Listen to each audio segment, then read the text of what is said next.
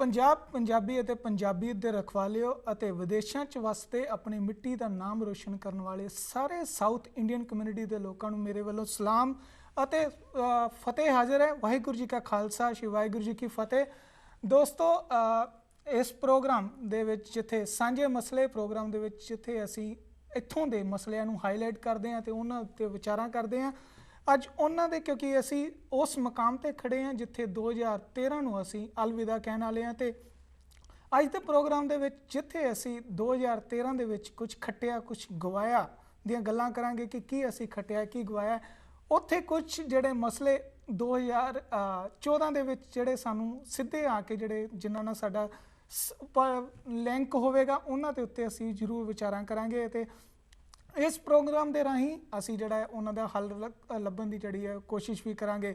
ਦੋਸਤੋ, ਇਸ ਪ੍ਰੋਗਰਾਮ ਦੇ ਵਿੱਚ ਤੁਹਾਡਾ ਆਪਣਾ ਪ੍ਰੋਗਰਾਮ ਹੈ ਅਤੇ ਕਹਿੰਦੇ ਜਿਸ ਤਨ ਲਗੇ ਵਹੀ ਤਨ ਜਾਣੇ। ਅਤੇ ਉਹਦੇ ਨਾਲ ਹੀ ਹੈ ਕਿ ਜਿਹੜੇ ਤੁਸੀਂ ਇੱਥੇ ਵਿਦੇਸ਼ਾਂ 'ਚ ਵਸ ਕੇ ਜਿਹੜਾ ਤੁਸੀਂ ਹੁਣ ਹੁੰਦੇ ਹੋ ਤੁਹਾਡਾ ਐਕਸਪੀਰੀਅੰਸ ਸਭ ਤੋਂ ਜ਼ਿਆਦਾ ਹੈ ਅਤੇ ਮੈਂ ਚਾਹਾਂਗਾ ਕਿ ਤੁਸੀਂ ਜਿਹੜਾ ਆਪਣਾ ਐਕਸਪੀਰੀਅੰਸ ਹੈ ਇਸ ਪ੍ਰੋਗਰਾਮ ਦੇ ਰਾਹੀਂ ਤੁਸੀਂ ਸਾਡੇ ਨਾਲ ਸ਼ੇਅਰ ਕਰ ਸਕਦੇ ਹੋ। ਅਤੇ ਉਹਦੇ ਲਈ ਤੁਹਾਨੂੰ ਡਾਇਲ ਕਰਨਾ ਹੋਵੇਗਾ ਸਾਡਾ ਟੈਲੀਫੋਨ ਨੰਬਰ 7187865222।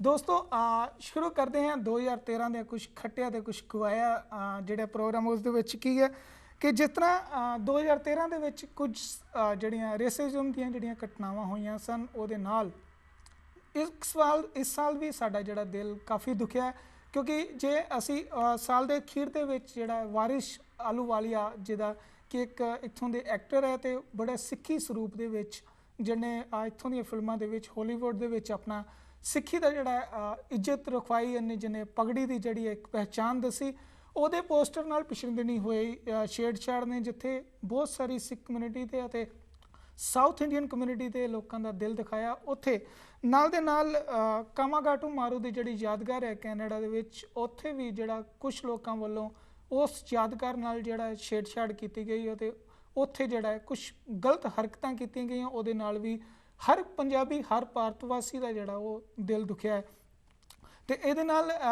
ਜਿੱਥੇ ਗੱਲ ਕਰੀਏ ਕੁਝ ਰੇਸਿਜ਼ਮ ਦੀਆਂ ਘਟਨਾਵਾਂ ਦੇ ਚੱਲਦੇ ਕੈਨੇਡਾ ਅਮਰੀਕਾ ਦੇ ਵਿੱਚ ਕੁਝ ਨੌਜਵਾਨਾਂ ਦੇ ਜਾਂ ਕਹਿ ਸਕਦੇ ਹਾਂ ਕਿ ਆਪਸੀ ਝਗੜਿਆਂ ਦੇ ਵਿੱਚ ਜਾਂ ਲੁੱਟਾਂ ਖੋਹਾਂ ਦਾ ਸ਼ਿਕਾਰ ਹੋ ਕੇ ਕਈ ਲੋਕਾਂ ਨੇ ਜਿਹੜੀਆਂ ਜਾਨਾਂ ਗਵਾਈਆਂ ਉਹਨਾਂ ਸਾਰਿਆਂ ਨੂੰ ਅਸੀਂ ਯਾਦ ਕਰਦੇ ਹਾਂ ਅਤੇ ਇਹ ਕਰਦੇ ਹਾਂ ਇਹ ਤਮੰਨਾ ਕਰਦੇ ਹਾਂ ਅਰਦਾਸ ਕਰਦੇ ਹਾਂ ਕਿ ਵਾਹਿਗੁਰੂ ਜਿਹੜਾ 2014 ਦਾ ਸਾਲ ਆਵੇ ਇਹ ਸਾਡੀ ਸਾਰੀ ਕਮਿਊਨਿਟੀ ਵਾਸਤੇ ਖੁਸ਼ੀਆਂ ਭਰਿਆ ਆਵੇ ਅਤੇ ਹਰ ਸਾਨੂੰ ਜਿਹੜਾ ਵੀ ਇੱਥੇ ਵਿਦੇਸ਼ਾਂ ਦੇ ਵਿੱਚ ਜਿਹੜਾ ਵੀ ਕੋਈ ਉਮੀਦ ਲੈ ਕੇ ਜਿਹੜਾ ਵੀ ਕੋਈ ਸੁਪਨਾ ਲੈ ਕੇ ਆਇਆ ਉਹ ਜਿਹੜਾ ਤਰੱਕੀ ਦੇ ਰਸਤੇ ਪਵੇ ਅਤੇ ਆਪਣੀਆਂ ਜਿਹੜੀਆਂ ਉਹਨੇ ਸੋਚ ਜਿਹੜੀ ਉਹ ਮਨ 'ਚ ਲੈ ਕੇ ਆਇਆ ਉਹ ਜ਼ਰੂਰ ਹਾਸਲ ਕਰੇ। ਇਹਦੇ ਨਾਲ 2013 ਦੀ ਜੇ ਉਪਲਬਧੀਆਂ ਦੀ ਗੱਲ ਕਰੀਏ ਤਾਂ ਸਭ ਤੋਂ ਪਹਿਲਾਂ ਸ਼੍ਰੀ ਨਿਵਾਸ ਦੀ ਅਸੀਂ ਗੱਲ ਕਰਾਂਗੇ ਜੋ ਕੋਲੰਬੀਆ ਦੇ ਵਿੱਚ ਅਮਰੀਕੀ ਅਦਾਲਤ United state courts of appeal ਦੇ ਜਿਹੜੇ ਨੇ ਜਿਨ੍ਹਾਂ ਨੂੰ ਜੱਜ ਨਿਯੁਕਤ ਕੀਤਾ ਗਿਆ ਆਪਣੇ ਆਪ 'ਚ ਬਹੁਤ ਵੱਡੀ ਮਾਣ ਦੀ ਗੱਲ ਹੈ ਕਿ ਸਾਡੇ ਇੱਕ ਸਾਊਥ ਇੰਡੀਅਨ ਕਮਿਊਨਿਟੀ ਦੇ ਜਿਹੜੇ ਲੋਕ ਨੇ ਜਿਹੜੇ ਇੱਕ ਭਾਰਤ ਵੰਸ਼ੀ ਹੈ ਉਹ ਇੱਥੋਂ ਦੀ ਇੱਕ ਸਟੇਟ ਦਾ ਜੱਜ ਲੱਗਾ ਹੈ। ਆਪਣੇ ਆਪ 'ਚ ਬਹੁਤ ਵੱਡੀ ਮਾਣ ਦੀ ਗੱਲ ਹੈ ਅਤੇ ਖੁਸ਼ੀ ਦੀ ਗੱਲ ਹੈ ਕਿ ਹਿੰਦੁਸਤਾਨੀ ਜਿਹੜੇ ਨੇ ਉਹ ਤਰੱਕੀਆਂ ਦੇ ਰਾਹਾਂ 'ਤੇ ਨੇ ਅਤੇ ਵਿਦੇਸ਼ਾਂ ਦੇ ਵਿੱਚ ਆਪਣੀ ਮਿੱਟੀ ਦਾ ਨਾਂ ਜਿਹੜਾ ਹੈ ਬੜਾ ਬੇਖੂਬੀ ਜਿਹੜਾ ਰੋਸ਼ਨ ਕਰ ਰਹੇ ਨੇ। ਦੂਸਰੀ ਗੱਲ ਕਰਾਂ ਨੌਜਵਾਨਾਂ ਦੀ ਦਿਲਾਂ ਦੀ ਧੜਕਨ ਨੀਨਾ ਦੁਲਾਵਰੀ ਜਿਹਨੂੰ ਮਿਸ ਅਮਰੀਕਨ ਦਾ 2014 ਦਾ ਖਿਤਾਬ ਮਿਲਿਆ ਹੈ ਆਪਣੇ ਆਪ 'ਚ ਇੱਥੋਂ ਦੇ ਨੌਜਵਾਨਾਂ ਦੇ ਵਾਸਤੇ ਬੜੀ ਵੱਡੀ ਗੱਲ ਹੈ ਕਿ ਜਦੋਂ ਤੁਸੀਂ ਮਿਸ ਅਮਰੀਕਨ ਚੁਣੇ ਜਾਣਾ ਆਪਣੇ ਆਪ ਬਹੁਤ ਵੱਡੀ ਗੱਲ ਹੈ ਕਿ ਕਿੰਨਾ ਇੱਥੇ ਸਖਤ ਮੁਕਾਬਲਾ ਹੋਣ ਦੇ ਬਾਵਜੂਦ ਇੰਨੀ ਸੁੰਦਰਤਾਵਾਂ ਦੇ ਵਿੱਚ ਇੰਨੇ ਲੋਕਾਂ ਦੇ ਵਿੱਚ ਇੰਨੇ ਵੱਖ-ਵੱਖ ਕਮਿਊਨਿਟੀ ਦੇ ਵੱਖ-ਵੱਖ ਧਰਮਾਂ ਦੇ ਵੱਖ-ਵੱਖ ਏਸ਼ੀਅਨਸ ਦੇ ਲੋਕਾਂ ਦੇ ਹੋਣ ਦੇ ਬਾਵਜੂਦ ਇੱਕ ਭਾਰਤਵੰਸ਼ੀ ਨੂੰ ਜਿਹੜਾ ਇਹਦਾ ਖਿਤਾਬ ਮਿਲਣਾ ਆਪਣੇ ਆਪ 'ਚ ਇਹ ਵੀ ਬਹੁਤ ਵੱਡੀ ਮਾਣ ਦੀ ਗੱਲ ਹੈ। ਅਤੇ ਇਹਦੇ ਨਾਲ ਜਿਹੜੇ ਸਾਡੇ ਤੋਂ ਉੱਥੋਂ ਦੇ ਨੌਜਵਾਨ ਨੇ ਜਿਹੜੇ ਇੱਥੇ ਆ ਕੇ ਆਪਣਾ ਭਵਿੱਖ ਲੱਭ ਰਹੇ ਨੇ ਉਹਨਾਂ ਵਾਸਤੇ ਵੀ ਇਹ ਬੜੀ ਖੁਸ਼ੀ ਦੀ ਗੱਲ ਹੈ ਕਿ ਉਹਨਾਂ ਨੂੰ ਜਿਹੜੀ ਏਡੀ ਵੱਡੀ ਉਪਲਬਧੀ ਮਿਲੀ। ਦੂਸਰੇ ਪਾਸੇ ਮੈਂ ਗੱਲ ਕਰਾਂ ਤਾਂ ਸਭ ਤੋਂ ਵੱਡੀ ਮਾਣ ਦੀ ਗੱਲ ਹੈ ਅਰੁਣ ਐਮ ਕੁਮਾਰ ਜਿਨ੍ਹਾਂ ਨੂੰ ਅਪਾਇੰਟ ਕੀਤਾ ਗਿਆ ਹੈ ਕਮਰਸ ਵਿਭਾਗ ਦੇ ਡਾਇਰੈਕਟਰ ਜਨਰਲ ਅਮਰੀਕੀ ਅਤੇ ਵਿਦੇਸ਼ੀ ਵਪਾਰਕ ਸੇਵਾਵਾਂ ਅਤੇ ਅੰਤਰਰਾਸ਼ਟਰੀ ਵਪਾਰ ਸੰਸਥਾ ਦੇ ਉਹਨਾਂ ਨੂੰ ਡਾਇਰੈਕਟਰ ਜਨਰਲ ਅਪਾਇੰਟ ਕੀਤਾ ਗਿਆ। ਇਹ ਵੀ ਆਪਣੇ ਆਪ 'ਚ ਬਹੁਤ ਵੱਡੇ ਮਾਣ ਦੀ ਗੱਲ ਹੈ ਕਿ ਇੱਕ ਜਿਹੜੇ ਭਾਰਤ ਵੰਸ਼ੀ ਉਹਨਾਂ ਨੂੰ ਐਡੀ ਵੱਡੀ ਕੁਰਸੀ ਦਿੱਤੀ ਗਈ ਹੈ ਜਿਹਦੇ ਨਾਲ ਉਹ ਜਿੱਥੇ ਆਪਣੇ ਦੇਸ਼ ਦਾ ਨਾਮ ਰੋਸ਼ਨ ਕਰਨਗੇ ਕਿਉਂਕਿ ਪਹਿਚਾਣ ਜਿਹੜੀ ਹੁੰਦੀ ਹੈ ਪਹਿਲਾਂ ਮਾਂ ਪਿਓ ਦੇ ਨਾਲ ਹੁੰਦੀ ਹੈ ਉਸ ਤੋਂ ਬਾਅਦ ਆਪਣੇ ਦੇਸ਼ ਦੇ ਨਾਲ ਹੁੰਦੀ ਹੈ ਭਾਵੇਂ ਇਹ ਜਿਹੜੇ ਲੋਕ ਜਿੱਡੀ ਵੱਡੀ ਕੁਰਸੀ ਮਰਜ਼ੀ ਲੈ ਲੈਣ, ਪਰ ਇਹ ਜਾਣੇ ਜਾਣਗੇ ਜਦੋਂ ਵੀ ਇਹਨਾਂ ਦੀ ਗੱਲ ਕੀਤੀ ਜਾਏਗੀ। ਸਭ ਤੋਂ ਪਹਿਲਾਂ ਕਿਹਾ ਜਾਏਗਾ ਕਿ ਇਹ ਭਾਰਤ ਤੋਂ ਸੀ, ਇਹ ਉਸ ਸੂਬੇ ਤੋਂ ਸੀ, ਇਹ ਭਾਰਤ ਦੇ ਉਸ ਸ਼ਹਿਰ ਤੋਂ ਸੀ ਜਿੱਥੇ ਇਹਨੇ ਸਖਤ ਮਿਹਨਤ ਕਰਕੇ ਇਹ ਮੁਕਾਮ ਹਾਸਲ ਕੀਤਾ। ਤੇ ਸਾਰੇ ਵਿਦੇਸ਼ਾਂ 'ਚ ਵਸਦੇ ਸਾਊਥ ਇੰਡੀਅਨ ਕਮਿਊਨਿਟੀ ਦੇ ਲੋਕਾਂ ਦੇ ਲਈ ਇਹ ਆਪਣੇ ਆਪ 'ਚ ਬੜੀ ਮਾਣ ਦੀ ਗੱਲ ਹੈ ਕਿ ਭਾਵੇਂ ਤੁਹਾਡੇ ਉਸ ਖਿੱਤੇ ਤੋਂ ਕੁਝ ਲੋਕ ਜਿਹੜੇ ਉੱਭਰ ਕੇ ਸਾਹਮਣੇ ਆਏ ਨੇ, ਜਿਨ੍ਹਾਂ ਨੇ ਇਹ ਮੁਕਾਮ ਇੱਥੋਂ ਦੀ ਸਰਜ਼ਮੀਨ ਤੇ ਹਾਸਲ ਕੀਤੇ ਨੇ, ਤੇ ਸਾਰਿਆਂ ਨੂੰ ਮਾਣ ਬਖਸ਼ਿਆ ਹੈ। ਅਤੇ ਤੁਸੀਂ ਮਾਣ ਨਾ ਕਹਿ ਸਕਦੇ ਹੋ ਕਿ ਅਸੀਂ ਜਿਹੜੀ ਸਾਡੀ ਕਮਿਊਨਿਟੀ ਹੈ ਉਹ ਇੱਥੇ ਜਿਹੜੀ ਹੈ ਤਰੱਕੀ ਕਰ ਰਹੀ ਹੈ ਤੇ ਆਪਣੇ ਆਪ ਨੂੰ ਜਿਹੜਾ ਮਾਣ ਦਾ ਜਿਹੜਾ ਇੱਕ ਤਰੀਕਾ ਬਣਾ ਰਹੀ ਹੈ ਕਿ ਜਿਹਦੇ ਨਾਲ ਤੁਹਾਨੂੰ ਮਾਣ ਮਿਲ ਰਿਹਾ ਸਾਰੇ ਲੋਕਾਂ ਨੂੰ। ਦੋਸਤੋ, ਇਹ ਸਾਰੀਆਂ ਜਿਹੜੀਆਂ ਇਹ ਕੁਝ ਘਟਨਾਵਾਂ ਸੀ, ਕਿਉਂਕਿ ਮੈਂ ਇਹਦੇ ਵਿੱਚ ਜ਼ਿਆਦਾ ਡਿਟੇਲ 'ਚ ਨਹੀਂ ਜਾਣਾ ਚਾਹੁੰਦਾ, ਕਿਉਂਕਿ ਜੇ ਅਸੀਂ ਇਹਨੂੰ ਪੂਰਾ ਵਰਣਨ ਕਰੀਏ ਤਾਂ ਸਾਨੂੰ ਕਈ ਪ੍ਰੋਗਰਾਮ ਚਾਹੀਦੇ ਨੇ ਸਾਡੀਆਂ ਇੱਥੇ ਉਪਲਬਧੀਆਂ ਤੇ ਸਾਡੇ ਹੋਏ ਨੁਕਸਾਨ ਨੂੰ ਗਿਣਨ ਵਾਸਤੇ। ਲੇਕਿਨ ਇਹ ਆਪਣੇ ਆਪ 'ਚ ਖੁਸ਼ੀ ਦੀ ਗੱਲ ਹੈ ਕਿ ਜਿਹੜੀਆਂ ਮੇਨ ਕੁਝ ਖਾਸ ਉਪਲਬਧੀਆਂ ਸਨ ਉਹਨਾਂ ਨੂੰ ਅਸੀਂ ਤੁਹਾਡੇ ਸਾਹਮਣੇ ਰੱਖਿਆ। ਤੇ 2013 ਨੂੰ ਅਲਵਿਦਾ ਕਹਿੰਦੇ ਸਾਨੂੰ ਧੰਨਵਾਦ ਕਹਿਣਾ ਚਾਹੀਦਾ ਇਸ ਸਾਲ ਦਾ, ਕਿ ਜਿੱਥੇ ਸਾਨੂੰ ਕੁਝ ਸੱਟਾਂ ਵੀ ਲੱਗੀਆਂ ਨੇ ਉੱਥੇ ਸਾਨੂੰ ਮਰਹਮ ਵੀ ਲੱਗਿਆ। ਤੇ ਇਹਦੇ ਨਾਲ ਜਿਹੜਾ ਸਾਨੂੰ ਖੁਸ਼ ਹੋਣਾ ਚਾਹੀਦਾ ਕਿ ਜਾਂਦੇ ਇਸ ਸਾਲ ਨੇ ਸਾਨੂੰ ਬਹੁਤ ਮਾਣ ਬਖਸ਼ਿਆ। ਕੁਝ ਹੀ ਦਿਨਾਂ ਬਾਅਦ 2014 ਜਿਹੜਾ ਆ ਜਾਏਗਾ, ਤੇ ਜਿਸ ਦੇ ਨਾਲ ਬਹੁਤ ਸਾਰੇ ਲੋਕ ਸੋਚ ਰਹੇ ਨੇ ਕਿ ਨਵੇਂ ਸਾਲ ਦੇ ਵਿੱਚ ਇਹ ਪ੍ਰੋਗਰਾਮ ਕੀਤਾ ਜਾਏਗਾ, ਨਵੇਂ ਸਾਲ ਦੇ ਵਿੱਚ ਇਹ ਕੰਮ ਕੀਤਾ ਜਾਣਗੇ।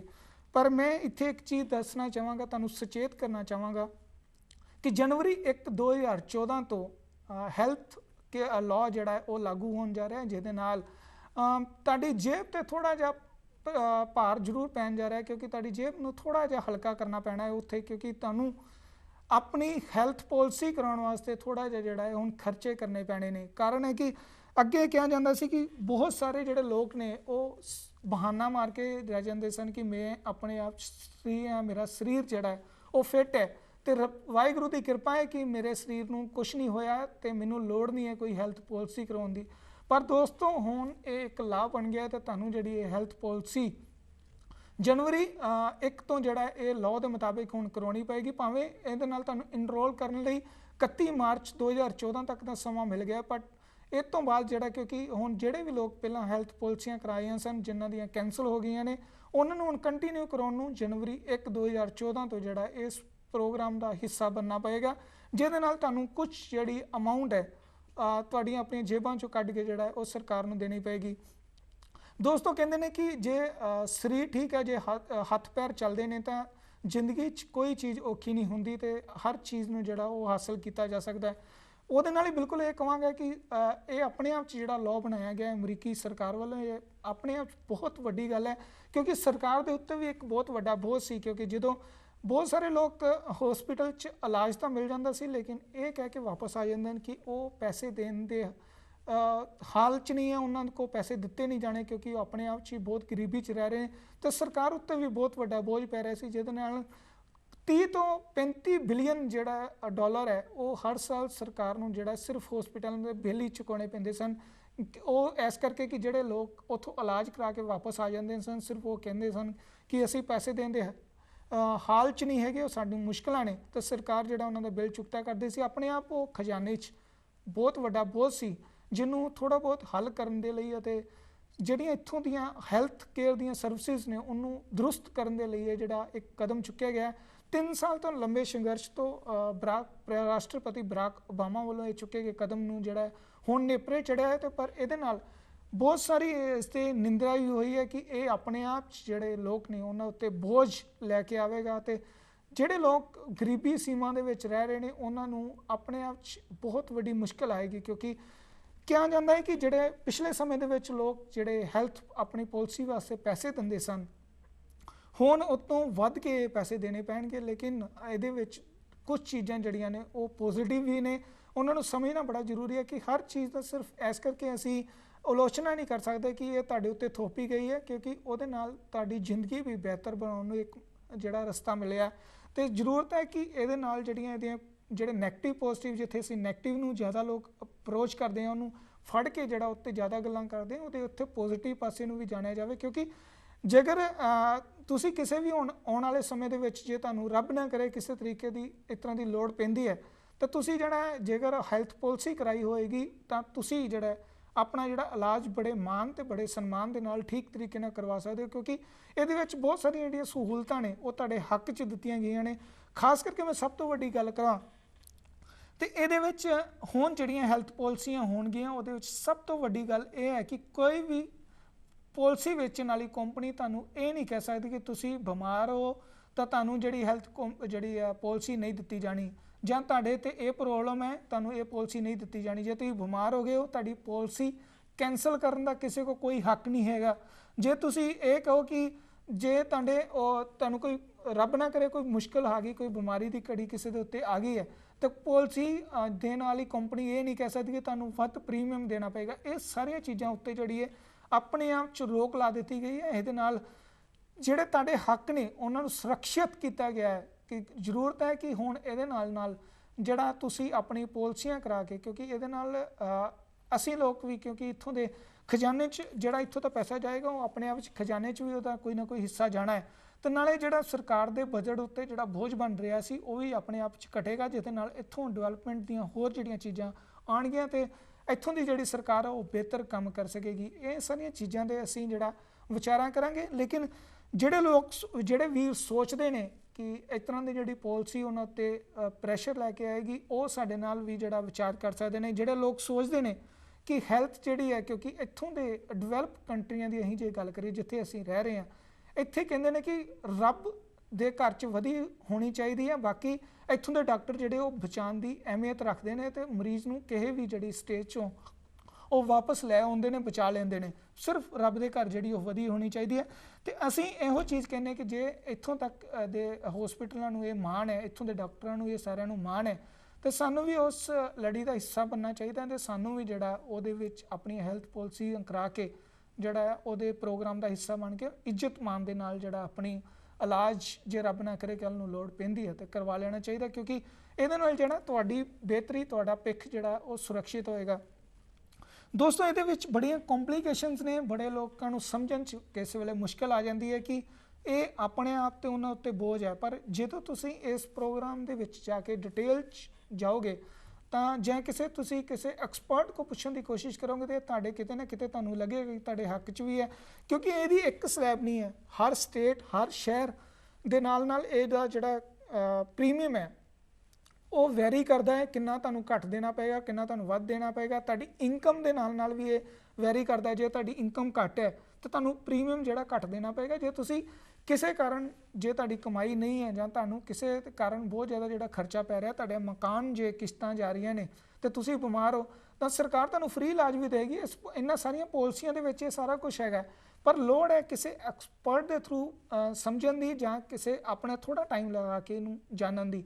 ਕਿਉਂਕਿ ਜੇਕਰ ਤੁਸੀਂ ਕਹੋਗੇ ਕਿ ਜਦੋਂ ਤੁਹਾਨੂੰ ਕੋਈ ਪੁੱਛਣ ਆਏਗਾ ਤੁਸੀਂ ਉਦੋਂ ਹੀ ਗੱਲ ਕਰੋਗੇ ਤਾਂ ਤਦ ਤੱਕ ਬੜੀ ਦੇਰ ਹੋ ਜਾਏਗੀ, ਕਿਉਂਕਿ ਇਸ ਪੂਰੇ ਪ੍ਰੋਗਰਾਮ ਦੇ ਵਿੱਚ ਥੋੜ੍ਹਾ ਬਹੁਤ ਜੁਰਮਾਨੇ ਦੀ ਵੀ ਜਿਹੜਾ ਉਹ ਰੱਖਿਆ ਗਿਆ ਹੈ ਕਿ ਜੁਰਮਾਨਾ ਵੀ ਪਏਗਾ। ਤੇ ਇਹ ਤੋਂ ਪਹਿਲਾਂ ਕਿ ਕੋਈ ਜੁਰਮਾਨਾ ਪਵੇ ਜਾਂ ਕੋਈ ਤੁਹਾਨੂੰ ਨੁਕਸਾਨ ਹੋਵੇ ਕਿ ਕੁਝ ਖੱਟਿਆ ਨਹੀਂ, ਪਰ ਉਹ ਤੋਂ ਪਹਿਲਾਂ ਤੁਸੀਂ ਗਵਾ ਲਓ, ਤੇ ਇਹ ਤੋਂ ਚੰਗਾ ਹੈ ਕਿ ਥੋੜ੍ਹੀ ਜਿਹੀ ਜਿਹੜੀ ਤੁਸੀਂ ਆਪਣੀ ਸਮਝਦਾਰੀ ਦੇ ਨਾਲ ਇਸ ਪ੍ਰੋਗਰਾਮ ਨੂੰ ਸਮਝਣ ਦੀ ਕੋਸ਼ਿਸ਼ ਕਰੋ। ਜਦੋਂ ਤੁਸੀਂ healthcare.government ਵੈਬਸਾਈਟ ਤੇ ਜਾਓਗੇ, healthcare HEALTHCARE.gov ਤੇ ਜਾਓਗੇ ਤਾਂ ਤੁਹਾਨੂੰ ਉੱਥੇ ਟੈਲੀਫੋਨ ਲਾਈਨਸ ਮਿਲਣਗੀਆਂ ਜਿੱਥੇ ਤੁਸੀਂ ਟੋਲ ਫ੍ਰੀ ਟੈਲੀਫੋਨਸ ਲਾਈਨ ਤੇ ਡਾਇਲ ਕਰਕੇ ਜਿਹੜੀ ਪੂਰੀ ਡਿਟੇਲ ਲੈ ਸਕਦੇ ਹੋ। ਉੱਥੇ ਵੈਬਸਾਈਟ ਦੇ ਵਿੱਚ ਜਾ ਕੇ ਵੱਖਰੀਆਂ ਜਿਹੜੀਆਂ ਡਿਟੇਲਸ ਦਿੱਤੀਆਂ ਗਈਆਂ ਨੇ ਤੁਸੀਂ ਉੱਥੇ ਜਾ ਕੇ ਜਾਣਕਾਰੀ ਹਾਸਲ ਕਰ ਸਕਦੇ ਹੋ। ਜ਼ਰੂਰੀ ਹੈ ਕਿ ਤੁਸੀਂ ਇਸ ਪ੍ਰੋਗਰਾਮ ਦਾ ਹਿੱਸਾ ਬਣੋ ਕਿ ਇਹ ਤੋਂ ਪਹਿਲਾਂ ਕਿ ਤੁਹਾਨੂੰ ਕੋਈ ਨੁਕਸਾਨ ਉਠਾਉਣਾ ਪਵੇ। ਤੁਹਾਡੇ ਜਿਹੜਾ ਤੁਸੀਂ ਟੈਕਸ ਪੇ ਕਰਦੇ ਹੋ ਉਹਦੇ ਵਿੱਚੋਂ ਤੁਹਾਨੂੰ ਰਿਬੇਟ ਮਿਲ ਸਕਦੀ ਹੈ ਇਸ ਪ੍ਰੋਗਰਾਮ ਦੇ ਤਹਿਤ। ਲੇਕਿਨ ਜੇ ਤੁਸੀਂ ਇਸ ਪਾਲਿਸੀ ਨੂੰ ਅਡਾਪਟ ਨਹੀਂ ਕਰਦੇ ਜਾਂ ਤੁਸੀਂ ਇਸ ਪ੍ਰੋਗਰਾਮ ਦਾ ਹਿੱਸਾ ਨਹੀਂ ਬਣਦੇ ਤਾਂ ਤੁਹਾਨੂੰ ਜਿਹੜਾ ਜੁਰਮਾਨਾ ਵੀ ਦੇਣਾ ਪਏਗਾ। ਇਹਨਾਂ ਸਾਰੀਆਂ ਗੱਲਾਂ ਦੇ ਉੱਤੇ ਅਸੀਂ ਜਿਹੜਾ ਵਿਚਾਰ ਕਰਾਂਗੇ ਤੇ ਤੁਸੀਂ ਮੈਨੂੰ ਇਸ ਪ੍ਰੋਗਰਾਮ ਦਾ ਹਿੱਸਾ ਬਣਨ ਲਈ ਟੈਲੀਫੋਨ ਕਰ ਸਕਦੇ ਹੋ 7187865222 ਤੇ। ਮਿਲਦੇ ਹਾਂ ਇੱਕ ਛੋਟੇ ਜਿਹੇ ਬ੍ਰੇਕ ਤੋਂ ਬਾਅਦ, ਕਰਦੇ ਹਾਂ ਇਸ ਪ੍ਰੋਗਰਾਮ ਨੂੰ ਅੱਗੇ। ਧੰਨਵਾਦ।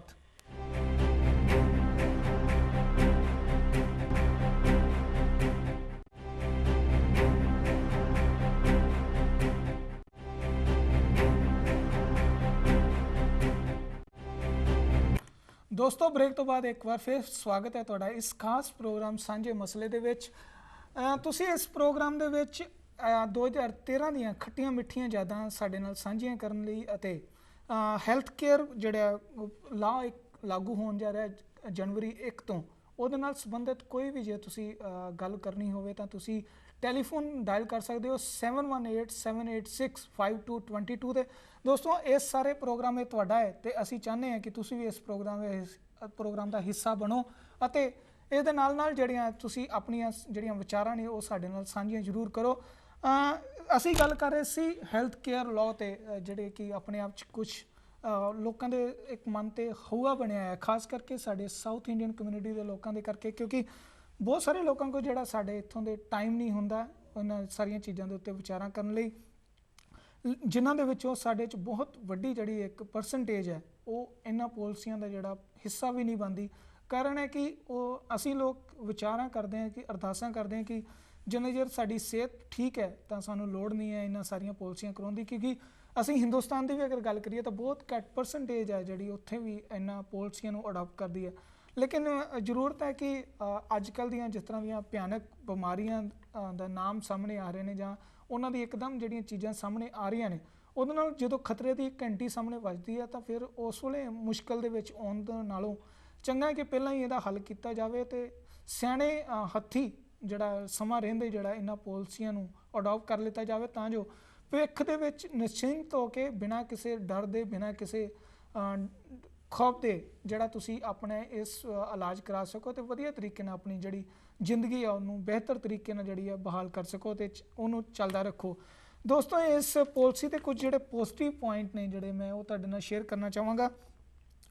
ਇਸ ਪਾਲਿਸੀ ਦੇ ਵਿੱਚ ਸਭ ਤੋਂ ਵੱਡੀ ਗੱਲ ਇਹ ਹੈ ਕਿ ਹੁਣ ਤੱਕ ਇਹ ਚੀਜ਼ ਸਮਝੀ ਜਾਂਦੀ ਸੀ ਕਿ ਜਿਹੜੇ ਕਿਉਂਕਿ ਹਰ ਇੱਕ ਦੇ ਜਿਹੜੇ ਇੱਥੇ ਦੇ ਬੱਚੇ ਨੇ ਉਹ 26 ਸਾਲ ਤੱਕ ਤਾਂ ਜੇਕਰ ਕੋਈ ਤੁਹਾਡੇ ਨਾਲ ਬੱਚਾ ਤੁਹਾਡਾ ਰਹਿ ਰਿਹਾ ਹੈ ਤਾਂ 26 ਸਾਲ ਤੱਕ ਦੀ ਉਮਰ ਤੱਕ ਦੇ ਨਾਲ ਤੁਸੀਂ ਜਿਹੜਾ ਉਹਨੂੰ ਆਪਣੀ ਪਾਲਿਸੀ ਦਾ ਜਿਹੜਾ ਹਿੱਸਾ ਬਣਾ ਸਕਦੇ ਹੋ। ਅਗਰ ਉਹ 27 ਸਾਲਵੇਂ ਦੇ ਵਿੱਚ ਦਾਖਲ ਕਰ ਦੇ ਜਾਂਦਾ ਹੈ ਤਾਂ ਉਹਨੂੰ ਫਿਰ ਆਪਣੀ ਅਲੱਗ ਤੋਂ ਜਿਹੜੀ ਪਾਲਿਸੀ ਖਰੀਦਣੀ ਪਏਗੀ, ਲੇਕਿਨ 26 ਸਾਲ ਦੀ ਉਮਰ ਤੱਕ ਉਹ ਤੁਹਾਡੀ ਪਾਲਿਸੀ ਦੇ ਵਿੱਚ ਹੀ ਹਿੱਸਾ ਬਣ ਸਕਦਾ ਹੈ, ਜਿਹਦੇ ਕਰਕੇ ਤੁਹਾਨੂੰ ਘੱਟ ਜਿਹੜਾ ਪ੍ਰੀਮੀਅਮ ਆ ਉਹ ਦੇਣਾ ਪਏਗਾ। ਕਾਰਨ ਹੈ ਕਿ ਅਗਰ ਬੱਚਾ ਆਪਣਾ ਵੱਖਰੀ ਪਾਲਿਸੀ ਕਰਾਏਗਾ ਤਾਂ ਉਹਦਾ ਪ੍ਰੀਮੀਅਮ ਜਿਹੜਾ ਉਹ ਵੱਧ ਲੱਗੇਗਾ। ਦੂਸਰੇ ਪਾਸੇ ਇਹ ਨਹੀਂ ਕਹਿ ਸਕਦੇ ਕਿ ਜੇਕਰ ਤੁਹਾਡੀ ਇਸ ਵੇਲੇ ਤਬੀਅਤ ਖਰਾਬ ਹੈ ਜਾਂ ਕਿਸੇ ਨੂੰ ਰੱਬ ਨਾ ਕਰੇ ਕੋਈ ਇਸ ਵੇਲੇ ਕਿਸੇ ਉਹਨਾਂ 'ਚ ਟੈਸਟ ਕਿਸੇ ਦਾ ਠੀਕ ਨਹੀਂ ਆਏ ਤਾਂ ਕੋਈ ਵੀ ਜਿਹੜੀ ਤੁਹਾਨੂੰ ਇੱਥੋਂ ਦੀ ਹੈਲਥ ਪਾਲਿਸੀ ਹੈ ਜਾਂ ਜਿੱਥੋਂ ਦੀ ਕੋਈ ਕੰਪਨੀ ਹੈ ਉਹ ਤੁਹਾਨੂੰ ਇਸ ਕਰਕੇ ਪਾਲਿਸੀ ਦੇਣ ਤੋਂ ਮਨਾ ਨਹੀਂ ਕਰ ਸਕਦੀ ਕਿ ਤੁਸੀਂ ਬਿਮਾਰ ਹੋ। ਇਹ ਜ਼ਰੂਰਤ ਹੈ ਉਹਨੂੰ ਕਿ ਹੁਣ ਦੇਣੀ ਪਏਗੀ, ਉਹ ਤੁਹਾਡਾ ਹੱਕ ਹੈ ਕਿ ਤੁਸੀਂ ਹਰ ਹਾਲਾਤ ਦੇ ਵਿੱਚ ਜਿਹੜਾ ਉਹ ਪਾਲਿਸੀ ਲੈਣ ਦੇ ਹੱਕਦਾਰ ਹੋ, ਕਿਉਂਕਿ ਇਹ ਕਾਨੂੰਨ ਬਣ ਗਿਆ ਤੇ ਕਾਨੂੰਨ ਦੇ ਚੱਲਦੇ ਤੁਹਾਨੂੰ ਜਿਹੜਾ ਪਾਲਿਸੀ ਦੇਣੀ ਉਹਨਾਂ ਦਾ ਜਿਹੜਾ ਲਾਜ਼ਮੀ ਕਰ ਦਿੱਤੀ ਹੈ। ਜੇਕਰ ਕਿਸੇ ਨੂੰ ਵੀ ਕਿਸੇ ਤਰੀਕੇ ਦੀ ਕੋਈ ਤਕਲੀਫ ਹੈ ਤਾਂ ਤੁਹਾਨੂੰ ਉਹਦੇ ਲਈ ਵੱਧ ਖਰਚਾ ਵੀ ਦੇਣ ਦੀ ਲੋੜ ਨਹੀਂ ਹੈ, ਕਿਉਂਕਿ ਇਹ ਜਿਹੜੀਆਂ ਜਿੰਨਾ ਵੀ ਇਹ ਸਾਰੀ ਪਾਲਿਸੀ ਦਾ ਸਟਰਕਚਰ ਜਿਹੜਾ ਤਿਆਰ ਕੀਤਾ ਗਿਆ ਉਹਦੇ ਵਿੱਚ ਇਹ ਬੜਾ ਬੇਖੂਬੀ ਜਿਹੜੀਆਂ ਚੀਜ਼ਾਂ ਦਾ ਧਿਆਨ ਰੱਖਿਆ ਗਿਆ ਕਿ ਕੱਲ੍ਹ ਨੂੰ ਅਗਰ ਕਿਸੇ ਨੂੰ ਕੋਈ ਕੰਪਲੀਕੇਸ਼ਨ ਹੁੰਦੀ ਹੈ ਜਾਂ ਕਿਸੇ ਨੂੰ ਕੋਈ ਪ੍ਰੋਬਲਮ ਹੁੰਦੀ ਹੈ ਤਾਂ ਇਹ ਨਹੀਂ ਕਿ ਉਹਨੂੰ ਤੋਂ ਵੱਧ ਖਰਚਾ ਜਿਹੜਾ ਉਹਨੂੰ ਚਾਰਜ ਕੀਤਾ ਜਾਏਗਾ, ਜਾਂ ਇਹ ਨਹੀਂ ਹੈ ਕਿ ਸਾਲ 2 ਸਾਲ ਬਾਅਦ ਕੋਈ ਵੀ ਜਿਹੜੀ ਕੰਪਨੀ ਆ ਉੱਠ ਕੇ ਇਹ ਕਹੇ ਕਿ ਜਿਹੜਾ ਤੁਹਾਡਾ ਪ੍ਰੀਮੀਅਮ ਆ ਉਹਨੂੰ ਇੰਨਾ ਅਸੀਂ ਵਧਾ ਰਹੇ ਹਾਂ ਕਿਉਂਕਿ ਸਾਡੇ ਖਰਚੇ ਜਿਹੜੇ ਆ ਉਹ ਵੱਧ ਗਏ। ਇਹ ਵੀ ਇਹਦੇ 'ਚ ਜਿਹੜੀ ਬੰਦਿਸ਼ ਹੈ, ਕਿਉਂਕਿ ਉਹਨਾਂ ਨੂੰ ਜੇ ਅਗਰ ਉਹ 10% ਤੋਂ ਉੱਤੇ ਕੋਈ ਕੰਪਨੀ ਜਿਹੜਾ ਪ੍ਰੀਮੀਅਮ ਆਪਣਾ ਵਧਾਉਣ ਦੀ ਕੀ ਅਨਾਊਂਸਮੈਂਟ ਕਰਦੀ ਹੈ ਤਾਂ ਉਹਨੂੰ ਪਬਲਿਕਲੀ ਦੱਸਣਾ ਪਏਗਾ ਕਿ ਅਸਲ 'ਚ ਉਹ ਕਾਰਨ ਕੀ ਹੈ ਕਿ ਜਿਹਦੇ ਕਰਕੇ ਉਹਨੂੰ ਵਧਾਉਣਾ ਪੈ ਰਿਹਾ। ਅਗਰ ਉਹਦੇ ਕਾਰਨ ਜਿਹੜੇ ਉਹ ਜਸਟੀਫਿਕੇਸ਼ਨ ਦਿੰਦੇ ਹੋਣਗੇ ਤਦ ਹੀ ਪ੍ਰੀਮੀਅਮ ਵੱਧ ਸਕਦਾ, ਅਦਰਵਾਈਜ਼ ਗੌਰਮੈਂਟ ਜਿਹੜਾ ਉਹਦੇ ਉੱਤੇ ਵੀ ਇੱਕ ਜਿਹੜਾ ਪ੍ਰੈਸ਼ਰ ਪਾ ਕੇ ਰੱਖੇਗੀ ਕਿ ਉਹ ਪ੍ਰੀਮੀਅਮ ਜਿਹੜਾ ਬਿਨਾਂ ਮਤਲਬ ਤੋਂ ਜਿਹੜਾ ਨਹੀਂ ਵੱਧ ਸਕਦਾ। ਔਰਤਾਂ ਤੇ ਮਰਦਾਂ ਦੇ ਪ੍ਰੀਮੀਅਮ ਦੇ ਵਿੱਚ ਕੋਈ ਫਰਕ ਨਹੀਂ ਹੈ, ਸੇਮ ਏਜ ਸੇਮ ਜਿਹੜਾ ਹੈਗਾ ਸਾਰਾ ਕੁਝ ਸਟਰਕਚਰ ਦੇ ਵਿੱਚ ਰੱਖਿਆ ਗਿਆ। ਕਾਰਨ ਹੈ ਕਿ ਇਹਦੇ 'ਚ ਕੋਈ ਭੇਦਭਾਵ ਨਹੀਂ ਹੈ ਕਿ ਔਰਤ ਨੂੰ ਜਿਹੜਾ ਪ੍ਰੀਮੀਅਮ ਜ਼ਿਆਦਾ ਪੈਣਾ ਪਏਗਾ ਜਾਂ ਮਰਦ ਨੂੰ ਜਿਹੜਾ ਪ੍ਰੀਮੀਅਮ ਘੱਟ ਦੇਣਾ ਪਏਗਾ, ਇਹੋ ਜਿਹੀ ਕੋਈ ਸਟਰਕਚਰ ਨਹੀਂ ਹੈ। ਉਹਦੇ ਕਰਕੇ ਕਾਰਨ ਹੈ ਕਿ ਸਾਰਿਆਂ ਦੇ ਉੱਤੇ ਜਿਹੜਾ ਇੱਕ ਤਰੀਕੇ ਦੀ ਜਿਹੜੀ ਸਲੈਬ ਰੱਖੀ ਗਈ ਹੈ ਕਿ ਕਿਸੇ ਨੂੰ ਕੋਈ ਮੁਸ਼ਕਲ ਨਾ ਆਵੇ, ਕੋਈ ਵੀ ਜਿਹੜੀ ਕੰਪਨੀ ਹੈ ਉਹ ਆਪਣੀ ਮਨ ਮਰਜ਼ੀ ਕਰਕੇ ਜਿਹੜਾ ਕਿਸੇ ਨੂੰ ਪਰੇਸ਼ਾਨ ਨਾ ਕਰ ਸਕੇ। ਤੇ ਦੂਸਰੇ ਪਾਸੇ ਕਰੀਏ ਤਾਂ ਇਸ ਪਾਲਿਸੀ ਦੇ ਵਿੱਚ ਇਹ ਨਹੀਂ ਹੈ ਕਿ ਜਿਹੜੀ ਅੱਗੇ ਜਿਸ ਤਰ੍ਹਾਂ ਅਸੀਂ ਖਾਸ ਕਰਕੇ ਹਿੰਦੁਸਤਾਨ ਦੀ ਗੱਲ ਕਰੀਏ ਤਾਂ ਉੱਥੇ ਸਭ ਤੋਂ ਵੱਡੀ ਪ੍ਰੋਬਲਮ ਇਹ ਹੁੰਦੀ ਸੀ ਕਿ ਜਿਹੜੀ 65 ਸਾਲ ਦੀ ਉਮਰ ਤੱਕ ਹੈ ਜਾਂ 60 ਸਾਲ ਦੀ ਉਮਰ ਤੱਕ ਹੈ ਜਿਹੜੀ ਤੁਹਾਡੀ ਪਾਲਿਸੀ ਚੱਲੇਗੀ, ਉਸ ਤੋਂ ਅੱਗੇ ਜਿਹੜਾ ਤੁਹਾਡਾ ਬੁਢਾਪਾ ਹੈ ਉੱਥੇ ਜਾ ਕੇ ਜਿਹੜੀ ਹੈ ਪਾਲਿਸੀ ਜਿਹੜੀ ਸੀ ਵਾਪਸ ਚੱਲ ਜਾਂਦੀ ਸੀ। ਤੇ ਕੰਪਨੀਆਂ ਕਹਿੰਦੀਆਂ ਸਨ ਕਿ ਇਸ ਜਿਹੜੀ ਸਟੇਜ ਦੇ ਅਸਲ ਜਿੱਥੇ ਬੰਦੇ ਨੂੰ ਜ਼ਰੂਰਤ ਹੁੰਦੀ ਹੈ ਇਹਨਾਂ ਸਾਰੀਆਂ ਪਾਲਿਸੀਆਂ ਦੀ, ਉੱਥੇ ਉਹ ਕਹਿੰਦੇ ਸੀ ਕਿ ਅਸੀਂ ਤੁਹਾਨੂੰ ਪਾਲਿਸੀ ਨਹੀਂ ਦੇ ਸਕਦੇ ਕਿਉਂਕਿ ਤੁਹਾਡੀ ਹੁਣ ਜਿਹੜੀ ਤਬੀਅਤ ਹੈ ਉਹ ਖਰਾਬ ਰਹਿਣ ਲੱਗ ਪਈ ਹੈ। ਤੇ ਇੱਥੇ ਇਹ ਚੀਜ਼ ਨੂੰ ਜਿਹੜਾ ਉਹ ਰੋਕ ਲਾਈ ਗਈ ਹੈ। ਇੱਥੇ ਜਿਹੜਾ ਇਹ ਸਾਫ਼ ਤੌਰ ਤੇ ਕੀਤਾ ਗਿਆ ਕਿ ਲਾਈਫ ਟਾਈਮ ਜਿਹੜੀ ਉਹ ਤੁਹਾਡੀ ਪਾਲਿਸੀ ਚੱਲੇਗੀ। ਜਿੰਨਾ ਚਿਰ ਤੁਹਾਨੂੰ ਰੱਬ ਨੇ ਸਾਹ ਬਖਸ਼ੇ ਨੇ ਉਹਨਾਂ ਚਿਰ ਤੱਕ ਤੁਹਾਡੀ ਜਿਹੜੀ ਇਹ ਪਾਲਿਸੀ ਤੁਹਾਡੀ ਜਿਹੜੀ ਸਿਹਤ ਸੇਵਾਵਾਂ ਦੀ ਸੁਰੱਖਿਆ ਜਿਹੜੀ ਕਰਦੀ ਰਹੇਗੀ ਅਤੇ ਨਾਲ ਨਾਲ ਜਿਹੜਾ ਤੁਹਾਡਾ ਪ੍ਰੀਮੀਅਮ ਹੈ ਉਹ ਚੱਲਦਾ ਰਹੇਗਾ ਤੇ ਤੁਹਾਨੂੰ ਮੈਡੀਕਲ ਕੇਅਰ ਜੋ ਵੀ ਜ਼ਰੂਰਤ ਪੈਂਦੀ ਹੈ ਤੁਸੀਂ ਉਹਦੇ ਹੱਕਦਾਰ ਹੋਵੋਗੇ। ਇਹ ਨਹੀਂ ਹੈ ਕਿ ਤੁਹਾਨੂੰ ਸਾਰੀ ਉਮਰ ਜਿੰਨਾ ਚਿਰ ਤੁਹਾਡੇ ਹੱਥ ਪੈਰ ਚੱਲਦੇ ਨੇ ਉਹਨਾਂ ਚਿਰ ਤੁਹਾਡੇ ਕੋਲ ਪ੍ਰੀਮੀਅਮ ਲੈ ਕੇ ਅਖੀਰ ਦੇ ਵਿੱਚ ਜਿਹੜਾ ਤੁਹਾਨੂੰ ਕੱਢ ਕੇ ਬਾਹਰ ਰੱਖ ਦਿੱਤਾ ਜਾਏਗਾ ਕਿ ਹੁਣ ਤੁਹਾਡੀ ਸਿਹਤ ਠੀਕ ਨਹੀਂ ਰਹਿੰਦੀ ਤੇ ਤੁਹਾਨੂੰ ਅਸੀਂ ਜਿਹੜੀਆਂ ਸੇਵਾਵਾਂ ਨਹੀਂ ਦੇ ਸਕਦੇ। ਇਹਦੇ ਵਿੱਚ ਪ੍ਰੀ ਐਗਜ਼ਿਸਟਿੰਗ ਜਿਹੜਾ ਕੋਈ ਵੀ ਅਗਰ ਕੰਪਲਿਕੇਸ਼ਨ ਹੈ ਕਿਸੇ ਵੀ ਵੀਰ ਭਰਾ ਜਾਂ ਭੈਣ ਨੂੰ ਕਿਸੇ ਨੂੰ ਕੋਈ ਕੰਪਲਿਕੇਸ਼ਨ ਹੈ ਸਰੀਰ ਦੇ ਵਿੱਚ ਕੋਈ ਪ੍ਰੋਬਲਮ ਹੈ ਤੇ ਉਹਦੇ 'ਚ ਇਹ ਨਹੀਂ ਹੈ ਕਿ ਉਹਨੂੰ ਜਿਹੜਾ ਟੈਸਟ ਦੇ ਆਧਾਰ ਤੇ ਜਿਹੜਾ ਇਹ ਕਹਿ ਦਿੱਤਾ ਜਾਏਗਾ ਕਿ ਨਹੀਂ ਪਾਲਿਸੀ ਨਹੀਂ ਦਿੱਤੀ ਜਾਣੀ। ਉਹ ਤੁਹਾਡਾ ਹੱਕ ਹੈ, ਤੁਹਾਨੂੰ ਪਾਲਿਸੀ ਮਿਲੇਗੀ।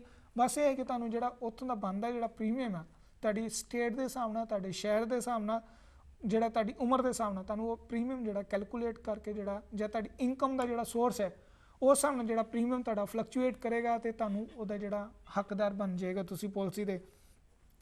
ਲੇਕਿਨ ਇੱਥੇ ਸਭ ਤੋਂ ਵੱਡੀ ਗੱਲ ਇਹ ਵੀ ਕੀਤੀ ਗਈ ਹੈ ਕਿ ਜੇਕਰ ਤੁਸੀਂ ਕਿਸੇ ਕਾਰਨ ਕਿਸੇ ਆਪਣੀ ਸਲੈਬ ਦੇ ਘੱਟ ਹੈ ਜਾਂ ਕਿਸੇ ਨੂੰ ਗਰੀਬੀ ਦੇ ਕਾਰਨ ਜਿਹੜਾ ਉੱਥੇ ਪ੍ਰੋਬਲਮ ਆ ਰਹੀ ਹੈ ਜਾਂ ਉਹ ਪ੍ਰੀਮੀਅਮ ਦੇਣ ਦੀ ਪੋਜੀਸ਼ਨ 'ਚ ਨਹੀਂ ਹੈਗਾ ਤਾਂ ਤੁਸੀਂ ਉੱਥੇ ਤੁਹਾਨੂੰ ਰਿਬੇਟ ਵੀ ਜਿਹੜੀ ਹੈ ਵੱਡੇ ਲੈਵਲ 'ਤੇ ਮਿਲ ਸਕਦੀ ਹੈ ਕਿਉਂਕਿ ਤੁਹਾਡਾ ਹੱਕ ਹੈ। ਪਰ ਤੁਹਾਨੂੰ ਇਹ ਹੈ ਕਿ ਆਪਣੇ ਹੱਕ ਨੂੰ ਜਾ ਕੇ ਦੱਸਣਾ ਪਏਗਾ ਕਿ ਮੈਂ ਇਸ ਚੀਜ਼ ਦਾ ਹੱਕਦਾਰ ਹਾਂ ਤਾਂ ਮੈਨੂੰ ਜਿਹੜਾ ਇਸ ਰਿਬੇਟ ਦਿੱਤੀ ਜਾਵੇ ਕਿਉਂਕਿ ਮੇਰੀ ਪ੍ਰੋਬਲਮ ਹੈ ਕਿ ਮੈਂ ਜਿਹੜਾ ਇੰਨਾ ਵੱਡਾ ਪ੍ਰੀਮੀਅਮ ਨਹੀਂ ਦੇ ਸਕਦਾ।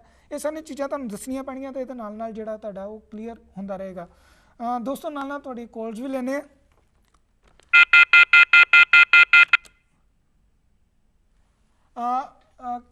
ਦੋਸਤੋ ਮੈਂ ਇੱਕ ਚੀਜ਼ ਕਹਿਣਾ ਚਾਹੁੰਦਾ ਕਾਲ ਕਰਕੇ ਜਿਹੜਾ ਤੁਸੀਂ ਪਲੀਜ਼ ਜਿਹੜਾ ਕਿਸ ਤਰ੍ਹਾਂ ਦੀਆਂ ਫੋਨ ਜਿਹੜਾ ਆਪਣਾ ਟੈਲੀਫੋਨ ਹੈਗਾ ਜਦੋਂ ਤੁਸੀਂ ਕਰਦੇ ਹੋ ਨਾਲ ਨਾਲ ਜਿਹੜਾ ਟੈਲੀਵਿਜ਼ਨ ਦੀ ਵੌਇਸ ਹੈ ਉਹਨੂੰ ਵੀ ਪਲੀਜ਼ ਡਾਊਨ ਕਰ ਲਿਓ ਕਿਉਂਕਿ ਇਹਦੇ ਨਾਲ ਜਿਹੜੀ ਆ ਜਿਸ ਤਰ੍ਹਾਂ ਦੀ ਸੇਮ ਪ੍ਰੋਬਲਮ ਸੀ ਇਸ ਤਰ੍ਹਾਂ ਦੀ ਨਾ ਆਵੇ ਤੇ ਮੁਸ਼ਕਲ ਜਿਹੜੀ ਹੈ ਨਾ ਹੋਵੇ ਕਿਉਂਕਿ ਜਦੋਂ ਇੱਕਦਮ ਆਵਾਜ਼ ਆਉਂਦੀ ਹੈ ਤਾਂ ਉਹਦੇ ਨਾਲ ਤੁਸੀਂ ਕੋਈ ਸੁਣਾਈ ਨਹੀਂ ਦਿੰਦਾ ਜਾਂ ਤੁਸੀਂ ਸਾਨੂੰ ਜਿਹੜਾ ਰਿਸਪੌਂਸ ਨਹੀਂ ਕਰ ਪਾਉਂਦੇ। ਤੇ ਮੈਂ ਚਾਹਾਂਗਾ ਕਿ ਆਪਣੇ ਜਦੋਂ ਵੀ ਤੁਸੀਂ ਕਾਲ ਕਰਦੇ ਹੋ ਔਰ ਟੈਲੀਵਿਜ਼ਨ ਦੀ ਜਿਹੜੀ ਸੈਟ ਦੀ ਵੋਲੀਅਮ ਹੈ ਉਹਨੂੰ ਡਾਊਨ ਕਰਕੇ ਜਿਹੜਾ ਸਾਡੇ ਨਾਲ ਸਿੱਧੀ ਗੱਲ ਕਰੋ ਤਾਂ ਜੋ ਬਿਨਾਂ ਕਿਸੇ ਗੈਪ ਤੇ ਜਿਹੜਾ ਅਸੀਂ ਕਮਿਊਨੀਕੇਟ ਆਪਸ ਦੇ ਵਿੱਚ ਕਰ ਸਕੀਏ। ਅਸੀਂ ਇਹਦੇ ਵਿੱਚ ਗੱਲ ਕਰ ਰਹੇ ਸੀ ਕਿ ਜੇਕਰ ਤੁਸੀਂ ਇਸ ਪਾਲਿਸੀ ਨੂੰ ਪਰਚੇਜ਼ ਕਰਦੇ ਹੋ ਇਹਨਾਂ ਪਾਲਿਸੀਆਂ ਦੇ ਨਾਲ ਨਾਲ ਤਾਂ ਤੁਹਾਨੂੰ ਜਿਹੜਾ 1% ਤੋਂ ਲੈ ਕੇ 2.5% ਮਤਲਬ ਕਿ 2.5% ਤੱਕ ਦੀ ਜਿਹੜੀ ਆ ਉਹ ਤੁਹਾਡੇ ਟੈਕਸੇਬਲ ਅਮਾਊਂਟ ਦੇ ਵਿੱਚ ਰਿਬੇਟ ਵੀ ਮਿਲਦੀ ਹੈ। ਰਿਬੇਟ ਤੋਂ ਸਿੱਧਾ ਭਾਵ ਹੈ ਕਿ ਤੁਹਾਡਾ ਜਿਹੜਾ ਤੁਸੀਂ ਸਰਕਾਰ ਦੇ ਘਰ ਪੈਸਾ ਭੇਜਦੇ ਹੋ ਟੈਕਸ ਦੇ ਤੌਰ ਤੇ ਉਹਦੇ 'ਚ ਤੁਹਾਨੂੰ ਜਿਹੜਾ ਤੁਸੀਂ 2.5% ਤੱਕ ਦਾ ਜਿਹੜਾ ਹਿੱਸਾ ਹੈ ਉਹਨੂੰ ਜਿਹੜਾ ਤੁਸੀਂ ਆਪਣੇ ਪ੍ਰੀਮੀਅਮ ਦੱਸ ਕੇ ਜਿਹੜਾ ਉਹ 'ਚੋਂ ਆਪਣਾ ਬਚਾਅ ਕਰ ਸਕਦੇ ਹੋ। ਆਪਣੇ ਆਪ 'ਚ ਤੁਹਾਡੇ ਇਹਦੇ 'ਚ ਫਾਇਦਾ ਵੀ ਹੈ ਕਿ ਉਹਦੇ ਨਾਲ ਇਹ ਕਿ ਜਿਹੜਾ ਤੁਹਾਡੀ ਪਾਲਿਸੀ ਦੇ ਨਾਲ ਨਾਲ ਜਿਹੜਾ ਤੁਹਾਨੂੰ ਆਪਣੇ ਫਾਇਦੇ ਵੀ ਜਿਹੜੇ ਹੁੰਦੇ ਰਹਿਣਗੇ ਤੇ ਜਿਹੜਾ ਤੁਹਾਡਾ ਇੱਕ ਟੈਕਸ ਦੀ ਅਮਾਊਂਟ ਜਿਹੜਾ ਤੁਹਾਨੂੰ ਦੁੱਖ ਲੱਗਦਾ ਕਿਸੇ ਕੋਲ ਕਿ ਮੈਂ ਇੰਨੀ ਜ਼ਿਆਦਾ ਅਮਾਊਂਟ ਜਿਹੜੀ ਟੈਕਸ 'ਚ ਭੇਜ ਦਿੱਤੀ ਹੈ ਉਹਦੇ 'ਚ ਜਿਹੜਾ ਤੁਸੀਂ ਆਪਣਾ ਮਹੀਨੇ ਦਾ ਜਿਹੜਾ ਤੁਹਾਡੀ ਪਾਲਿਸੀ ਦਾ ਪ੍ਰੀਮੀਅਮ ਹੈ ਉਹ ਦੇ ਕੇ ਜਿਹੜਾ ਤੁਸੀਂ ਆਪਣਾ ਇਲਾਜ ਵੀ ਕਰਵਾ ਸਕਦੇ ਹੋ ਆਪਣੇ ਮਨ ਤੋਂ ਜਿਹੜਾ ਬੋਝ ਵੀ ਘੱਟ ਕਰ ਸਕਦੇ ਹੋ ਤੇ ਆਪਣੇ ਆਪ ਨੂੰ ਜਿਹੜਾ ਖੁਸ਼ਹਾਲ ਵੀ ਰੱਖਣ ਦੇ ਜਿਹੜਾ ਇੱਕ ਯਤਨ ਕਰ ਸਕਦੇ ਹੋ। ਇਹ ਸਾਰੀਆਂ ਚੀਜ਼ਾਂ ਜਿਹੜੀਆਂ ਤੁਹਾਡੇ ਹੱਕ 'ਚ ਜਾਂਦੀਆਂ ਨੇ ਜਿਹਦੇ ਨਾਲ ਨਾਲ ਕਹਿ ਸਕਦੇ ਹਾਂ ਕਿ ਪ੍ਰੀਮੀਅਮ ਦੇ ਨਾਲ ਨਾਲ ਇਹਦੇ 'ਚ ਇਹ ਹੈ ਕਿ ਜੇ ਕਿਸੇ ਔਰਤ ਦੇ ਭੈਣ ਦੇ ਘਰ ਮੰਨ ਲਓ ਕਿਸੇ ਨੂੰ ਡਿਲੀਵਰੀ ਦੇ ਲਈ ਲੋੜ ਵੀ ਆਉਂਦੀ ਹੈ ਤਾਂ ਉਹਦੇ ਲਈ ਵੀ ਕੋਈ ਐਕਸਟਰਾ ਪੇ ਨਹੀਂ ਕਰਨਾ ਪੈਣਾ। ਬੱਚੇ ਤੱਕ ਦੀ ਜਿਹੜੀ ਕੇਅਰ ਹੈ ਉਹ ਸਾਰੀਆਂ ਪਾਲਿਸੀਆਂ ਜਿਹੜੀਆਂ ਸਹਿਣ ਕਰਦੀਆਂ ਨੇ ਤੇ ਆਪਣੇ ਆਪ 'ਚ ਬਹੁਤ ਵੱਡੀ ਗੱਲ ਹੈ ਕਿ ਸਿਰਫ ਇੱਕ ਇਹਨੂੰ ਹਊਆ ਬਣਾ ਕੇ ਡਰਿਆ ਜਾਵੇ ਕਿ ਸਾਡੇ ਉੱਤੇ ਇੱਕ ਬੋਝ ਪੈ ਗਿਆ। ਇਹ ਬੋਝ ਨਹੀਂ ਹੈ। ਜਿਹੜੇ ਲੋਕ ਸਮਝਦੇ ਨੇ ਕਿ ਸਿਹਤ ਸੇਵਾਵਾਂ ਉਹਨਾਂ ਵਾਸਤੇ ਜ਼ਰੂਰੀ ਨੇ ਉਹਨਾਂ ਵਾਸਤੇ ਇੱਕ ਬਹੁਤ ਵਧੀਆ ਚੀਜ਼ ਹੈ ਤੇ ਸਰਕਾਰ ਵੱਲੋਂ ਇਹ ਜਿਹੜਾ ਚੁੱਕਿਆ ਗਿਆ ਕਦਮ ਹੈ ਇਹ ਆਪਣੇ ਆਪ 'ਚ ਬੜਾ ਵੱਡਾ ਸਹਾਰਨੀ ਹੈ ਕਿਉਂਕਿ ਕੁਛ ਲੋਕ ਜਿਹੜੇ ਸਾਰੀ ਉਮਰ ਜਿਨ੍ਹਾਂ ਨੇ ਹੈਲਥ ਦੇ ਉੱਤੇ ਕੋਈ ਪੈਸਾ ਨਹੀਂ ਖਰਚਿਆ ਤੇ ਐਂਡ ਤੇ ਆ ਕੇ ਜਦੋਂ ਸਰੀਰ 'ਚ ਰੱਬ ਨਹੀਂ ਕਰਦਾ ਕੋਈ ਪ੍ਰੋਬਲਮ ਪੈ ਜਾਂਦੀ ਹੈ ਤਾਂ ਫਿਰ ਉਹ ਜਦੋਂ ਕਹਿੰਦੇ ਨੇ ਕਿ ਇੱਕਦਮ ਸਭ ਕੁਝ ਉਲਟਾ ਪੁਲਟਾ ਹੋ ਜਾਂਦਾ ਕਿ ਪੈਸੇ ਦੇਣ ਦੀ ਹਿੰਮਤ ਨਹੀਂ ਹੁੰਦੀ ਹੌਸਪੀਟਲ ਜਾ ਕੇ ਜਿਹੜਾ ਕਿਉਂਕਿ ਇਸ ਕੰਟਰੀ 'ਚ ਜਿਹੜਾ ਇਲਾਜ ਹੈ ਸਭ ਤੋਂ ਮਹਿੰਗਾ ਹੈ ਔਰ ਸਭ ਤੋਂ ਵੱਡੀ ਮੁਸ਼ਕਿਲ ਇਹੀ ਹੈ ਕਿ ਜਦੋਂ ਆਮ ਬੰਦਾ ਜਿਹੜਾ ਪ੍ਰੀਮੀਅਮ ਪੇ ਨਹੀਂ ਕਰਦਾ ਜਾਂ ਕਿਸੇ ਤਰੀਕੇ ਜਿਹੜਾ ਉਹ ਪੂਰੀ ਸਿਸਟਮ ਦੇ ਨਾਲ ਨਹੀਂ ਜੁੜਿਆ ਹੁੰਦਾ ਤੇ ਅਖੀਰ ਤੇ ਆ ਕੇ ਜਦੋਂ ਗਰੀਬੀ ਦੇ ਵਿੱਚ ਰਹਿ ਕੇ ਉਹਨੂੰ ਜਦੋਂ ਇਸ ਤਰ੍ਹਾਂ ਦੀ ਪ੍ਰੋਬਲਮ ਆ ਜਾਂਦੀ ਹੈ ਤਾਂ ਉਹ ਆਪਣੇ ਆਪ 'ਚ ਉਹ ਜਿਹੜਾ ਸਹਿਣ ਨਹੀਂ ਕਰ ਪਾਉਂਦਾ ਕਿ ਉਹ ਕਰੇ ਕੀ ਜਾਂ ਕੀ ਮੁਸ਼ਕਲਾਂ ਕਰਨ ਜਾਂ ਕਿਹੜੇ ਹਾਲਾਤਾਂ 'ਚ ਉਹ ਜਿਹੜਾ ਜਾ ਕੇ ਜਿਹੜਾ ਆਪਣਾ ਇਲਾਜ ਕਰਾਵੇ ਕਿਉਂਕਿ ਉਦੋਂ ਲੱਗਦਾ ਕਿ ਜ਼ਿੰਦਗੀ ਜਿਹੜੀ ਆ ਬੱਤਰ ਹੁੰਦੀ ਜਾਂਦੀ ਹੈ ਤੇ ਆਪਣੇ ਆਪ 'ਚ ਜਿਹੜੀਆਂ ਮੁਸ਼ਕਲਾਂ ਨੇ ਇਹ ਜਿਹੜੀਆਂ ਖਰਾਬ ਕਰਦੀਆਂ ਨੇ। ਤਾਂ ਮੈਂ ਚਾਹਾਂਗਾ ਕਿ ਤੁਸੀਂ ਜਿਹੜੇ ਵੀਰ ਹੋ ਕਿਉਂਕਿ ਅਸੀਂ ਕੰਮਾਂ ਕਰਨ ਵਾਲੇ ਵੀਰ ਹਾਂ, ਅਸੀਂ ਇਹ ਨਹੀਂ ਸਹਿਣ ਕਰ ਸਕਦੇ ਕਿ ਸਾਡਾ ਸਰੀਰ ਸਾਡਾ ਸਾਥ ਨਹੀਂ ਦਿੰਦਾ ਤੇ 2-3 ਦਿਨ ਦੀਆਂ ਛੁੱਟੀਆਂ ਲੈ ਕੇ ਜਿਹੜਾ ਪਹਿਲਾਂ ਇਲਾਜ ਕਰਾ ਲਓ, ਕਿਉਂਕਿ ਜਿੰਨੇ ਜੇ ਸਰੀਰ ਠੀਕ ਹੈ ਤਾਂ ਫਿਰ ਡਾਲਰ ਵੀ ਜਿਹੜੇ ਆਉਂਦੇ ਰਹਿਣੇ ਨੇ। ਤੇ ਇਹਦੇ ਨਾਲ ਜਿਹੜਾ ਤੁਸੀਂ ਇਹ ਪਾਲਿਸੀਆਂ ਜਿਹੜੀਆਂ ਕਰਵਾ ਕੇ ਜਿਹੜਾ ਆਪਣੇ ਆਪ ਨੂੰ ਸੁਰੱਖਿਅਤ ਰੱਖ ਸਕਦੇ ਹੋ, ਕਿਉਂਕਿ ਇਹ ਸਾਰਾ ਕੁਝ ਤੁਹਾਡੇ ਉੱਤੇ ਹੈ ਕਿ ਲੇਕਿਨ ਸਰਕਾਰ ਵੱਲੋਂ ਜਿਹੜਾ ਐਕਟ ਬਣਾ ਦਿੱਤਾ ਗਿਆ ਇਹਦੇ ਨਾਲ ਜੇ ਤੁਸੀਂ ਨਹੀਂ ਕਰਵਾਉਂਦੇ ਤਾਂ ਤੁਹਾਨੂੰ ਜਿਹੜਾ ਜੁਰਮਾਨੇ ਵੀ ਇਹਦੇ ਭੁਗਤਣੇ ਪੈਣੇ ਨੇ। ਆਪਣੇ ਆਪ 'ਚ ਉਦੋਂ ਮੁਸ਼ਕਲ ਜਿਹੜੀ ਹੈ ਫਿਰ ਕਰੇਗਾ। ਤੇ ਜਦੋਂ ਤੁਸੀਂ ਦੁਬਾਰਾ ਲੰਮੇ ਸਮੇਂ ਬਾਅਦ ਆਪਣੇ ਆਪ ਨੂੰ ਇਨਰੋਲ ਕਰਵਾਉਣ ਦੀ ਇਹਦੇ ਨਾਲ ਕੋਸ਼ਿਸ਼ ਕਰੋਗੇ ਤਾਂ ਫਿਰ ਤੁਹਾਨੂੰ ਜਿਹੜਾ ਹੋਰ ਵੀ ਜਿਹੜੀ ਸਿਰਦਰਦੀ ਦਾ ਸਾਹਮਣਾ ਕਰਨਾ ਪਏਗਾ। ਆਪਣੇ ਆਪ 'ਚ ਕਾਫੀ ਕੰਪਲਿਕੇਸ਼ਨਸ ਨੇ। ਤੁਸੀਂ ਇਹਦੇ ਉੱਤੇ ਸਾਰਾ ਜਿਹੜਾ ਗੱਲਬਾਤ ਕਰਨ ਲਈ ਸਾਡੇ ਨਾਲ ਜਿਹੜਾ ਟੈਲੀਫੋਨ ਤੇ ਗੱਲ ਕਰ ਸਕਦੇ ਹੋ। ਤੁਸੀਂ ਮੈਨੂੰ ਡਾਇਲ ਕਰ ਸਕਦੇ ਹੋ 7187865222। ਦੋਸਤੋ ਸਮਾਂ ਚਲੇ ਬ੍ਰੇਕ ਦਾ। ਬ੍ਰੇਕ ਤੋਂ ਤੁਰੰਤ ਬਾਅਦ ਇਸ ਪ੍ਰੋਗਰਾਮ ਨੂੰ ਅੱਗੇ ਲੈ ਕੇ ਫਿਰ ਦੁਬਾਰਾ ਤੁਹਾਡੇ ਨਾਲ ਹਾਜ਼ਰ ਹੋਵਾਂਗੇ। ਮਿਲਦੇ ਹਾਂ ਇੱਕ ਛੋਟੇ ਜਿਹੇ ਬ੍ਰੇਕ ਤੋਂ ਬਾਅਦ। ਧੰਨਵਾਦ।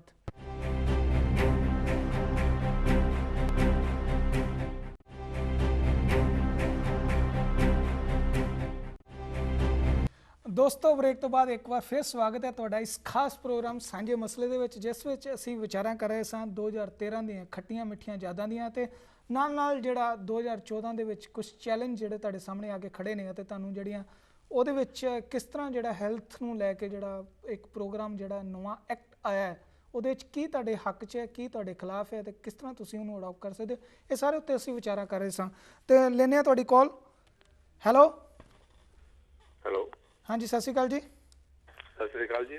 ਲਾਈਵ ਗੱਲ ਕਰਾ ਸਕਦੇ? ਹਾਂਜੀ ਲਾਈਵ ਪ੍ਰੋਗਰਾਮ 'ਚ ਦੱਸੋ ਕੀ ਕਹਿਣਾ ਚਾਹੋਗੇ ਤੁਸੀਂ? ਹਾਂਜੀ ਸਤਿ ਸ੍ਰੀ ਅਕਾਲ ਜੀ, ਮੈਂ ਕੈਲੀਫੋਰਨੀਆ ਤੋਂ ਬੋਲਦਾ। ਮੈਂ ਪੁੱਛਣਾ ਸੀਗਾ ਆਪਣਾ ਜਿਹੜਾ ਟੈਕਸ ਦੀ ਤੁਸੀਂ ਗੱਲ ਕਰ ਰਹੇ ਹੋ, ਆਪਣਾ ਇਹ ਟੈਕਸ ਡਿਟੈਕਟਿਵ ਵਾਲਾ ਇੰਸ਼ੋਰੈਂਸ ਜਿਹੜੀ ਹੈ।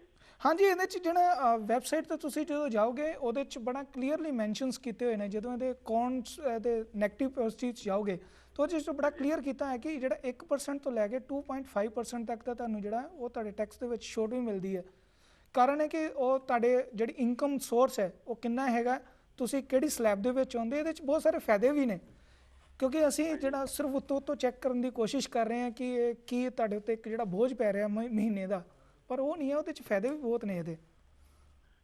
ਨਹੀਂ, ਸੁਣਨ ਨੂੰ ਆਇਆ ਸੀ ਨਾ ਵੀ ਇਹ ਮਤਲਬ ਜਿਸ ਤਰ੍ਹਾਂ ਟੈਕਸ ਡਿਡਕਟੇਬਲ ਨਹੀਂ ਹੈਗਾ ਇਹ ਇੰਸ਼ੋਰੈਂਸ, ਜਿੰਨਾ ਪ੍ਰੀਮੀਅਮ ਜਾਂਦਾ ਆਪਣਾ ਉਹਦੇ 'ਚ ਟੈਕਸ ਡਿਡਕਟੇਬਲ ਨਹੀਂ ਹੈਗਾ।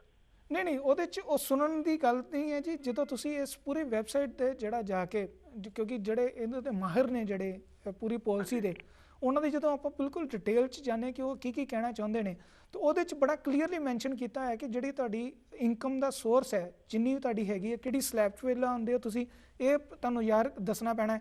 ਅਤੇ ਜਦੋਂ ਤੁਸੀਂ ਉਹ ਦੱਸੋਗੇ ਉਹਦੇ ਵਿੱਚ ਤੁਹਾਡੀ ਕਿੰਨੀ ਤੁਸੀਂ ਜਿਹੜੀ ਟੈਕਸ ਅਮਾਊਂਟ ਪੇਮੈਂਟ ਹੈ ਉਹਦੇ 'ਚ ਤੁਹਾਨੂੰ ਕਿੰਨੀ ਰਿਬੇਟ ਮਿਲੇਗੀ, ਉਹ ਸਾਰਾ ਕਲੀਅਰ ਕੀਤਾ ਹੋਇਆ। ਉਹਦੇ 'ਚ 1% ਤੋਂ ਲੈ ਕੇ 2.5% ਤੱਕ ਤੁਹਾਨੂੰ ਜਿਹੜੀ ਉਹ ਰਿਬੇਟ ਮਿਲ ਸਕਦੀ ਹੈ। ਪਰ ਇਹਦੇ 'ਚ ਇੱਕ ਚੀਜ਼ ਕਲੀਅਰ ਹੋਰ ਵੀ ਕੀਤੀ ਹੋਈ ਹੈ ਕਿ ਜੇ ਤੁਸੀਂ ਟੈਕਸ ਜਿਹੜਾ ਪਾਲਿਸੀ ਨਹੀਂ ਲੈਂਦੇ ਤਾਂ ਤੁਹਾਨੂੰ ਜਿਹੜਾ ਉਹ ਜੁਰਮਾਨਾ ਵੀ ਪੈਣਾ ਹੈ। ਉਹ $94 ਸਾਲ ਦੇ ਨੇ ਘੱਟ ਤੋਂ ਘੱਟ, ਅਤੇ ਬਾਕੀ ਜਿਹੜਾ 1% ਤੁਹਾਡੀ ਜਿੰਨਾ ਤੁਹਾਡੀ ਇਨਕਮ ਹੈ ਉਹਦਾ ਵੀ ਤੁਹਾਨੂੰ ਜੁਰਮਾਨਾ ਪਏਗਾ ਜੇ ਤੁਸੀਂ ਪਾਲਿਸੀ ਨਹੀਂ ਲੈਂਦੇ। ਤੇ ਕਲੀਅਰ ਹੈ ਸਾਰਾ ਕੁਛ ਇਹਦੇ 'ਚ। ਹਾਂਜੀ ਨਹੀਂ ਉਹ ਤਾਂ ਪਤਾ ਸੀਗਾ, ਉਹ ਤਾਂ ਮੈਨੂੰ ਇਹਨਾਂ ਸੀਗਾ ਥੋੜਾ ਜਿਹਾ ਡਾਊਟ ਸੀਗਾ ਵੀ ਮਤਲਬ ਜਿਹੜਾ ਵੀ ਇਹ ਟੈਕਸ ਡਿਡਕਟੇਬਲ ਹੈ ਜਾਂ ਨਹੀਂ। ਪਰ ਉਹਦੇ 'ਚ ਹੈਗਾ ਸਰਦਾਰ ਸਾਹਿਬ, ਜੇ ਤੁਸੀਂ ਇਹਨੂੰ ਬੜੇ ਜਾਓਗੇ ਤਰੀਕੇ ਨਾਲ, ਕਿਉਂਕਿ ਆਪਣੇ ਆਪ 'ਚ ਪਾਲਿਸੀ ਜਿਹੜੀ ਡਿਜ਼ਾਈਨ ਕੀਤੀ ਗਈ ਹੈ ਬੜੇ ਵੱਡੇ ਤਰੀਕੇ ਨਾਲ ਕੀਤੀ ਗਈ, ਕਿਉਂਕਿ ਇਹਦੇ ਅਗਰ 3 ਸਾਲ ਤੱਕ ਉਹਨਾਂ ਟਾਈਮ ਲਾਇਆ ਤੇ ਮੇਰੇ ਹਿਸਾਬ ਨਾਲ ਇਹ ਕਾਫੀ ਕੰਪਲਿਕੇਸ਼ਨਸ ਕੱਢ ਕੇ ਸੋਹਣਾ ਜੀ। ਇਹ ਤਾਂ ਇੱਕ ਇਹਨਾਂ ਨੇ ਜਿਹੜਾ ਕੀਤਾ ਅਮਰੀਕਾ ਵਾਲਿਆਂ ਨੇ ਬਹੁਤ ਸੋਹਣਾ ਕੀਤਾ, ਬਹੁਤ ਗੁੱਡ ਕੀਤਾ। ਵੈਸੇ ਤਾਂ ਇਹ ਲਾਈਕ ਕੀਤਾ ਸਭ ਨੇ ਇਹ ਜੀ ਵੈਰੀ ਗੁੱਡ ਹੈ। ਤੁਹਾਡੇ ਵੀ ਦੱਸਣ ਦਾ ਥੈਂਕ ਯੂ, ਤੁਹਾਡੀ ਟੀਮ ਦਾ, ਤੁਹਾਡੇ ਸਾਰਿਆਂ ਦਾ ਜੀ। ਨਹੀਂ ਧੰਨਵਾਦ ਦੱਸ ਰਹੇ ਤੁਸੀਂ। ਧੰਨਵਾਦ। ਦੇਖ ਰਿਹਾ ਸੀਗਾ ਪ੍ਰੋਗਰਾਮ, ਇਸ ਕਰਕੇ ਫਿਰ ਮੈਨੂੰ ਥੋੜਾ ਜਿਹਾ ਇੱਕ ਕੁਐਸਚਨ ਸੀਗਾ ਮੇਰੇ ਕੋਲ, ਤਾਂ ਹੀ ਪੁੱਛਿਆ ਮੈਂ। ਤੁਸੀਂ ਆਪਣੇ ਐਕਸਪਰਟ ਦੇ ਥਰੂ, ਜਿਨ੍ਹਾਂ ਦੇ ਥਰੂ ਤੁਸੀਂ ਟੈਕਸ ਤਾਰਦੇ ਹੋ, ਸਾਰੀ ਤੁਸੀਂ ਪੁੱਛ ਸਕਦੇ ਹੋ। ਇਹਦੇ ਵਿੱਚ ਮੈਂਸ਼ਨ ਕੀਤਾ ਹੋਇਆ ਜੀ। ਓਕੇ ਜੀ, ਥੈਂਕ ਯੂ। ਵੈਲਕਮ ਜੀ। ਸਤਿ ਸ਼੍ਰੀ ਅਕਾਲ। ਹੈਲੋ ਸਤਿ ਸ਼੍ਰੀ ਅਕਾਲ ਜੀ। ਹਾਂਜੀ ਸਤਿ ਸ਼੍ਰੀ ਅਕਾਲ ਜੀ। ਭਾਈ ਸਾਹਿਬ ਮੈਂ ਸਾਂਝੇ ਮਸਲੇ ਵਿੱਚ ਗੱਲ ਜਿੱਦਾਂ ਹਾਂਜੀ ਆਪਣੀ ਗੱਲ ਹੋ ਰਹੀ ਹੈ ਲਾਈਵ? ਹਾਂਜੀ ਤੁਹਾਡੇ ਨਾਲ ਮੇਰੇ ਨਾਲ ਗੱਲ ਹੋ ਰਹੀ ਸੀ। ਠੀਕ ਹੈ ਜੀ। ਹਾਂਜੀ ਭਾਈ ਸਾਹਿਬ ਮੈਂ ਪੁੱਛਣਾ ਸੀ, ਜਿੱਦਾਂ ਮੈਂ ਕਿ ਮੇਰੀ ਬੇਟੀ ਜਿੱਦਾਂ 25 ਸਾਲ ਦੀ ਹੈ, ਉਹਦੀ ਨਾਲ ਤਾਂ ਨਹੀਂ ਹੋਣੀ ਕਿਉਂਕਿ ਉਹ ਵੱਖਰਾ ਮਤਲਬ ਕਰ ਰਹੀ ਹੈ, ਆਪਣਾ ਟੈਕਸ ਕਟਾ ਰਹੀ ਆ, ਹਨਾ? ਨਹੀਂ ਉਹਦੇ 'ਚ ਜੇ ਟੈਕਸ ਕਟਾ ਰਹੀ, ਲੇਕਿਨ ਇਹਦੇ 'ਚ ਇੱਕ ਪਾਲਿਸੀ ਦੇ ਵਿੱਚ ਚੀਜ਼ ਹੈਗਾ ਕਿ ਤੁਸੀਂ 26 ਸਾਲ ਤੱਕ ਦਾ ਜਿਹੜਾ ਬੱਚਾ ਹੈ ਤੁਹਾਡੇ ਨਾਲ, ਉਹ 26 ਸਾਲ ਤੱਕ ਨੂੰ ਤੁਸੀਂ ਆਪਣੀ ਜਿਹੜੀ ਪਾਲਿਸੀ ਦਾ ਹਿੱਸਾ ਬਣਾ ਸਕਦੇ ਹੋ। ਇਹਦੇ 'ਚ ਪੁਆਇੰਟ ਜਿਹੜਾ ਮੈਂਸ਼ਨ ਕੀਤਾ ਹੋਇਆ। ਲੇਕਿਨ ਜੇ ਤੁਹਾਡਾ ਬੱਚਾ ਅਲੱਗ ਤੋਂ ਟੈਕਸ ਪੇ ਕਰ ਰਿਹਾ ਹਾਂਜੀ ਤੇ ਉਹ ਫਿਰ ਆਪਣੇ ਪਾਲਿਸੀ ਨੂੰ ਅਲੱਗ ਵੀ ਕਰਾਉਣ ਦਾ ਹੱਕਦਾਰ ਹੈ। ਉਹਦੇ 'ਚ ਚੱਲਦਾ ਹੈ ਸਾਰਾ ਕੁਝ। ਲੇਕਿਨ ਜੇ ਤੁਹਾਡੇ ਬੱਚੇ ਦੀ ਕੋਈ ਇਨਕਮ ਸੋਰਸ ਨਹੀਂ ਹੈਗਾ ਜਾਂ ਤੁਹਾਨੂੰ ਲੱਗਦਾ ਕਿ ਤੁਹਾਨੂੰ ਓਵਰਲੀ ਜਿਹੜਾ ਐਕਸਪੈਂਸਿਸ ਪੈਣਗੇ, ਫਿਰ ਤੁਸੀਂ ਉਹਨੂੰ ਆਪਣੀ ਪਾਲਿਸੀ ਦਾ ਹਿੱਸਾ ਬਣਾ ਸਕਦੇ ਹੋ। ਠੀਕ ਹੈ ਭਾਈ ਸਾਹਿਬ, ਇੱਕ ਕੁਐਸਚਨ ਹੋ ਰਿਹਾ, ਮੈਂ ਜਿੱਦਾਂ ਪੁੱਛਣਾ ਸੀ, ਜਿੱਦਾਂ ਵੀ ਇਹਦੇ ਵਿੱਚ ਮੈਡੀਕੇਅਰ ਵਿੱਚ ਆਪਾਂ ਮਤਲਬ ਇਹ ਸਾਰਾ ਅੱਖਾਂ ਦਾ, ਦੰਦਾਂ ਦਾ ਸਾਰਾ ਕੁਝ ਆਪਾਂ ਨੂੰ ਮਿਲੂਗਾ ਇਹਦੇ ਵਿੱਚ? ਜਦੋਂ ਤੁਸੀਂ ਪਾਲਿਸੀ ਕਰਾਉਂਦੇ ਜੀ, ਉਹਦੇ 'ਚ ਬੜਾ ਕਲੀਅਰਲੀ ਹਰ ਇੱਕ ਚੀਜ਼ ਦਾ ਜਿਹੜਾ ਪੁਆਇੰਟ ਬਾਈ ਪੁਆਇੰਟ ਜਿਹੜਾ ਉਹ 'ਚ ਮੈਂਸ਼ਨ ਕੀਤਾ ਹੈ ਕਿ ਤੁਸੀਂ ਉਹ 'ਚ ਡੈਂਟਲ ਕੇਅਰ ਲੈਣਾ ਚਾਹੁੰਦੇ ਹੋ, ਤੁਸੀਂ ਉਹ 'ਚ ਹੈਲਥ ਕੇਅਰ ਲੈਣਾ ਚਾਹੁੰਦੇ ਹੋ, ਤੁਸੀਂ ਉਹਦੇ 'ਚ ਕਿਸ ਤਰ੍ਹਾਂ ਦੀ ਸਰਵਿਸ ਲੈਣਾ ਚਾਹੁੰਦੇ ਹੋ। ਠੀਕ ਹੈ ਜੀ। ਕਿਉਂਕਿ ਉਹਦੇ 'ਚ ਤੁਸੀਂ ਜਾਓਗੇ ਤੇ ਉਹ ਵੈਬਸਾਈਟ ਨੂੰ ਪੂਰਾ ਕੋਕ ਕਰੋਗੇ, ਕਿਉਂਕਿ ਇੰਟਰਨੈਟ ਤੇ ਸਭ ਕੁਝ ਹੈ। ਤੁਸੀਂ ਜਾਓਗੇ ਤਾਂ ਆਪਣੇ ਆਪ ਤੁਸੀਂ ਲੌਗਇਨ ਕਰੋ, ਤੁਹਾਡੇ ਜੇ ਬੱਚੇ ਜਾਣਦੇ ਨੇ ਸਾਰਾ ਕੁਝ, ਤਾਂ ਤੁਸੀਂ healthcare.government ਵੈਬਸਾਈਟ 'ਤੇ ਜਾ ਕੇ ਆਪਣੀ ਸਿਟੀ ਦਾ ਨਾਮ ਭਰ ਕੇ, ਉੱਥੋਂ ਦਾ ਪਿਨ ਕੋਡ ਭਰ ਕੇ, ਤੁਹਾਨੂੰ ਕਿਹੜੀ ਕੰਪਨੀ ਤੋਂ ਤੁਹਾਨੂੰ ਕੀ ਸਰਵਿਸਿਜ਼ ਨੇ ਸਾਰੀ ਡਿਟੇਲ ਪਈ ਹੈ ਜੀ ਉੱਥੇ। ਠੀਕ ਹੈ ਜੀ, ਠੀਕ ਹੈ, ਧੰਨਵਾਦ ਜੀ। ਹੈਲੋ, ਸਤਿ ਸ਼੍ਰੀ ਅਕਾਲ ਜੀ। ਸਤਿ ਸ਼੍ਰੀ ਅਕਾਲ। ਮੈਂ ਪੁੱਛਣਾ ਚਾਹੁੰਦੀ ਸੀ, ਜਿਹੜਾ ਤੁਸੀਂ ਉਹ ਐਕਟ ਕਹਿ ਰਹੇ ਸੀ, ਉਹ ਜਿਨ੍ਹਾਂ ਨੂੰ ਮੈਡੀਕੇਅਰ ਮਿਲਦਾ ਹੈ ਉਹਨਾਂ ਨੂੰ ਵੀ ਅਪਲਾਈ ਕਰਨਾ ਪੈਣਾ ਆ? ਨਹੀਂ, ਤੁਹਾਨੂੰ ਉੱਥੇ ਜਾ ਕੇ ਦੱਸਣਾ ਪੈਣਾ ਹੈ ਕਿ ਮੈਂ ਜਿਹੜਾ ਮੈਡੀਕੇਅਰ ਦਾ ਜਿਹੜਾ ਮੈਨੂੰ ਮਿਲ ਰਿਹਾ। ਕਾਰਨ ਹੈ ਕਿ ਇਹਦੇ 'ਚ ਜਿੰਨਾ ਚਿਰ ਓਲਾ ਰੱਖਾਂਗੇ ਉਹਨਾਂ ਚਿਰ ਕੁਝ ਮੁਸ਼ਕਲ ਆਉਣਗੀਆਂ। ਇਹਦੇ 'ਚ ਜਿਨ੍ਹਾਂ ਦੀ ਇਨਕਮ ਨਹੀਂ ਹੈਗੀ ਉਹ ਵੀ ਕਲੀਅਰਲੀ ਦੱਸਣਗੇ, ਤਾਂ ਉਹ ਫ੍ਰੀ ਜਿਹੜੀ ਮੈਡੀਕੇਅਰ ਲੈਣ ਦੇ ਵੀ ਹੱਕਦਾਰ ਹੈਗੇ ਨੇ। ਇਹ 'ਚ ਸਾਰੀਆਂ ਪਾਲਿਸੀਆਂ ਪਈਆਂ ਨੇ ਉਹਦੇ 'ਚ। ਅੱਛਾ, ਫਿਰ ਮਤਲਬ ਉਹਨਾਂ ਨੂੰ ਵੀ ਕਰਾਉਣਾ ਪੈਣਾ ਹੈ, ਰਾਈਟ? ਨਹੀਂ, ਉਹ ਮਤਲਬ ਕਿ ਜਾ ਕੇ ਤੁਸੀਂ ਜਿਹੜਾ ਐਕਸਪਰਟ ਦੇ ਥਰੂ ਜਿਹੜਾ ਜਾ ਕੇ ਇਹਦੇ ਨਾਲ ਜ਼ਰੂਰ ਗੱਲ ਕਰੋ ਕਿ ਕਿੰਨੇ ਚਿਰ ਤੋਂ ਤੁਸੀਂ ਮੈਡੀਕੇਅਰ ਲੈ ਰਹੇ ਹੋ, ਤੁਹਾਡੀ ਇਨਕਮ ਆਫ ਸੋਰਸ ਕੀ ਹੈ, ਤੁਸੀਂ ਕਿਹਦੇ ਉੱਤੇ ਡਿਪੈਂਡੈਂਟ ਹੋ, ਤੁਹਾਡੇ ਹਾਊਸ 'ਤੇ ਜਿਹੜੇ ਉਹ ਕਿਸ਼ਤਾਂ ਜਾਂਦੀਆਂ ਕਿ ਨਹੀਂ ਜਾਂਦੀਆਂ। ਇਹ ਸਾਰੀਆਂ ਚੀਜ਼ਾਂ ਦੀ ਜਿਹੜੀ ਤੁਸੀਂ ਉੱਥੇ ਜਾ ਕੇ ਡਿਟੇਲ ਦੱਸੋਗੇ ਤਾਂ ਉਹਦੇ 'ਚ ਤੁਹਾਨੂੰ ਜਿਹੜਾ ਫ੍ਰੀ ਮੈਡੀਕਲ ਜਿਹੜੀ ਲੈਣ ਦਾ ਵੀ ਜਿਹੜੇ ਤੁਸੀਂ ਹੱਕਦਾਰ ਬਣਦੇ ਹੋ। ਉਹਦੇ 'ਚ ਇਹ ਸਾਰੀਆਂ ਡਿਟੇਲਸ ਜਿਹੜੀਆਂ ਦਿੱਤੀਆਂ ਹੋਈਆਂ ਨੇ ਉਹਦੇ 'ਚ ਮੈਂਸ਼ਨ ਨੇ। ਨਹੀਂ, ਸੋ ਉਹਨਾਂ ਨੂੰ ਹੁਣ ਜਿੱਦਾਂ ਮੇਰੇ ਮਦਰ ਨੂੰ ਮਿਲਦੀ ਆ, ਲੇਕਿਨ ਉਹਨਾਂ ਨੂੰ ਫਿਰ ਸੋਸ਼ਲ ਸਿਕਿਉਰਿਟੀ ਆਫਿਸ ਜਾਣਾ ਪਊਗਾ, ਉਹਨਾਂ ਨੂੰ ਦੱਸਣਾ ਪਊ ਜਾ ਕੇ? ਨਹੀਂ, ਉਹਦੇ 'ਚ ਕੋਈ ਆਫਿਸ ਜਾਣ ਦੀ ਲੋੜ ਨਹੀਂ ਹੈਗੀ। ਉਹਦੇ 'ਚ ਤੁਸੀਂ ਜਦੋਂ healthcare.government ਵੈਬਸਾਈਟ 'ਤੇ ਜਾਓਗੇ, ਉਹਦੇ ਉੱਤੇ ਟੈਲੀਫੋਨ ਲਾਈਨਸ ਜਿਹੜੀਆਂ ਨੇ ਦਿੱਤੀਆਂ ਹੋਈਆਂ ਨੇ। ਟੈਲੀਫੋਨ ਲਾਈਨ 'ਤੇ ਤੁਸੀਂ ਫੋਨ ਕਰਕੇ ਜਿਹੜਾ ਉਹਨਾਂ ਕੋਲ ਪੂਰੀ ਡਿਟੇਲ ਲੈ ਸਕਦੇ ਹੋ ਕਿ ਤੁਹਾਨੂੰ ਕਿਹੜੇ ਡਾਕੂਮੈਂਟ ਜਮ੍ਹਾਂ ਕਰਾਉਣੇ ਪੈਣੇ ਨੇ ਜਾਂ ਜਿਹੜੀ ਤੁਹਾਨੂੰ ਉਹਦੇ ਐਵੀਡੈਂਸ ਦੇਣੇ ਪੈਣੇ ਨੇ। ਉਹ ਸਾਰੀ ਡਿਟੇਲ ਸਾਨੂੰ ਦੇ ਦੇਣਗੇ ਉੱਤੋਂ। ਅੱਛਾ, ਤੇ ਜਦੋਂ ਤੁਸੀਂ ਇਹ ਕਰਵਾਉਣਾ ਆ, ਤੁਸੀਂ ਮਤਲਬ ਆਨਲਾਈਨ ਕਰਾਉਣਾ ਆ ਜਾਂ ਮਤਲਬ ਉਹਨਾਂ ਨੂੰ ਕਾਲ ਕਰਕੇ ਕਰਵਾ ਸਕਦੇ ਆ? ਇਹਦੇ 'ਚ ਵੀ ਇਹਨਾਂ ਨੇ ਜਿਹੜੀਆਂ ਬਹੁਤ ਸਾਰੀ ਸਰਵਿਸਿਜ਼ ਦਿੱਤੀਆਂ ਨੇ। ਤੁਸੀਂ ਆਨਲਾਈਨ ਵੀ ਕਰਵਾ ਸਕਦੇ ਹੋ, ਤੁਸੀਂ ਟੈਲੀਫੋਨ ਲਾਈਨ ਦੇ ਥਰੂ ਵੀ ਕਰਾ ਸਕਦੇ ਹੋ, ਤੁਸੀਂ ਜਾ ਕੇ ਆਪਣੀ ਪ੍ਰੈਜ਼ੈਂਸ ਦੇ ਥਰੂ ਜਿਹੜਾ ਡਾਕੂਮੈਂਟ ਉਹ ਵੀ ਡਿਪੋਜ਼ਿਟ ਕਰਾ ਸਕਦੇ ਹੋ। ਇਹ ਸਾਰੀਆਂ ਜਿਹੜੀਆਂ ਫੈਸਿਲਿਟੀਜ਼ ਦਿੱਤੀਆਂ ਹੋਈਆਂ ਨੇ ਉਹਨਾਂ ਨੇ। ਤੇ ਕਿਹੜੀ ਲਾਈਨ ਹੈ? health.care? healthcare.gov healthcare.gov।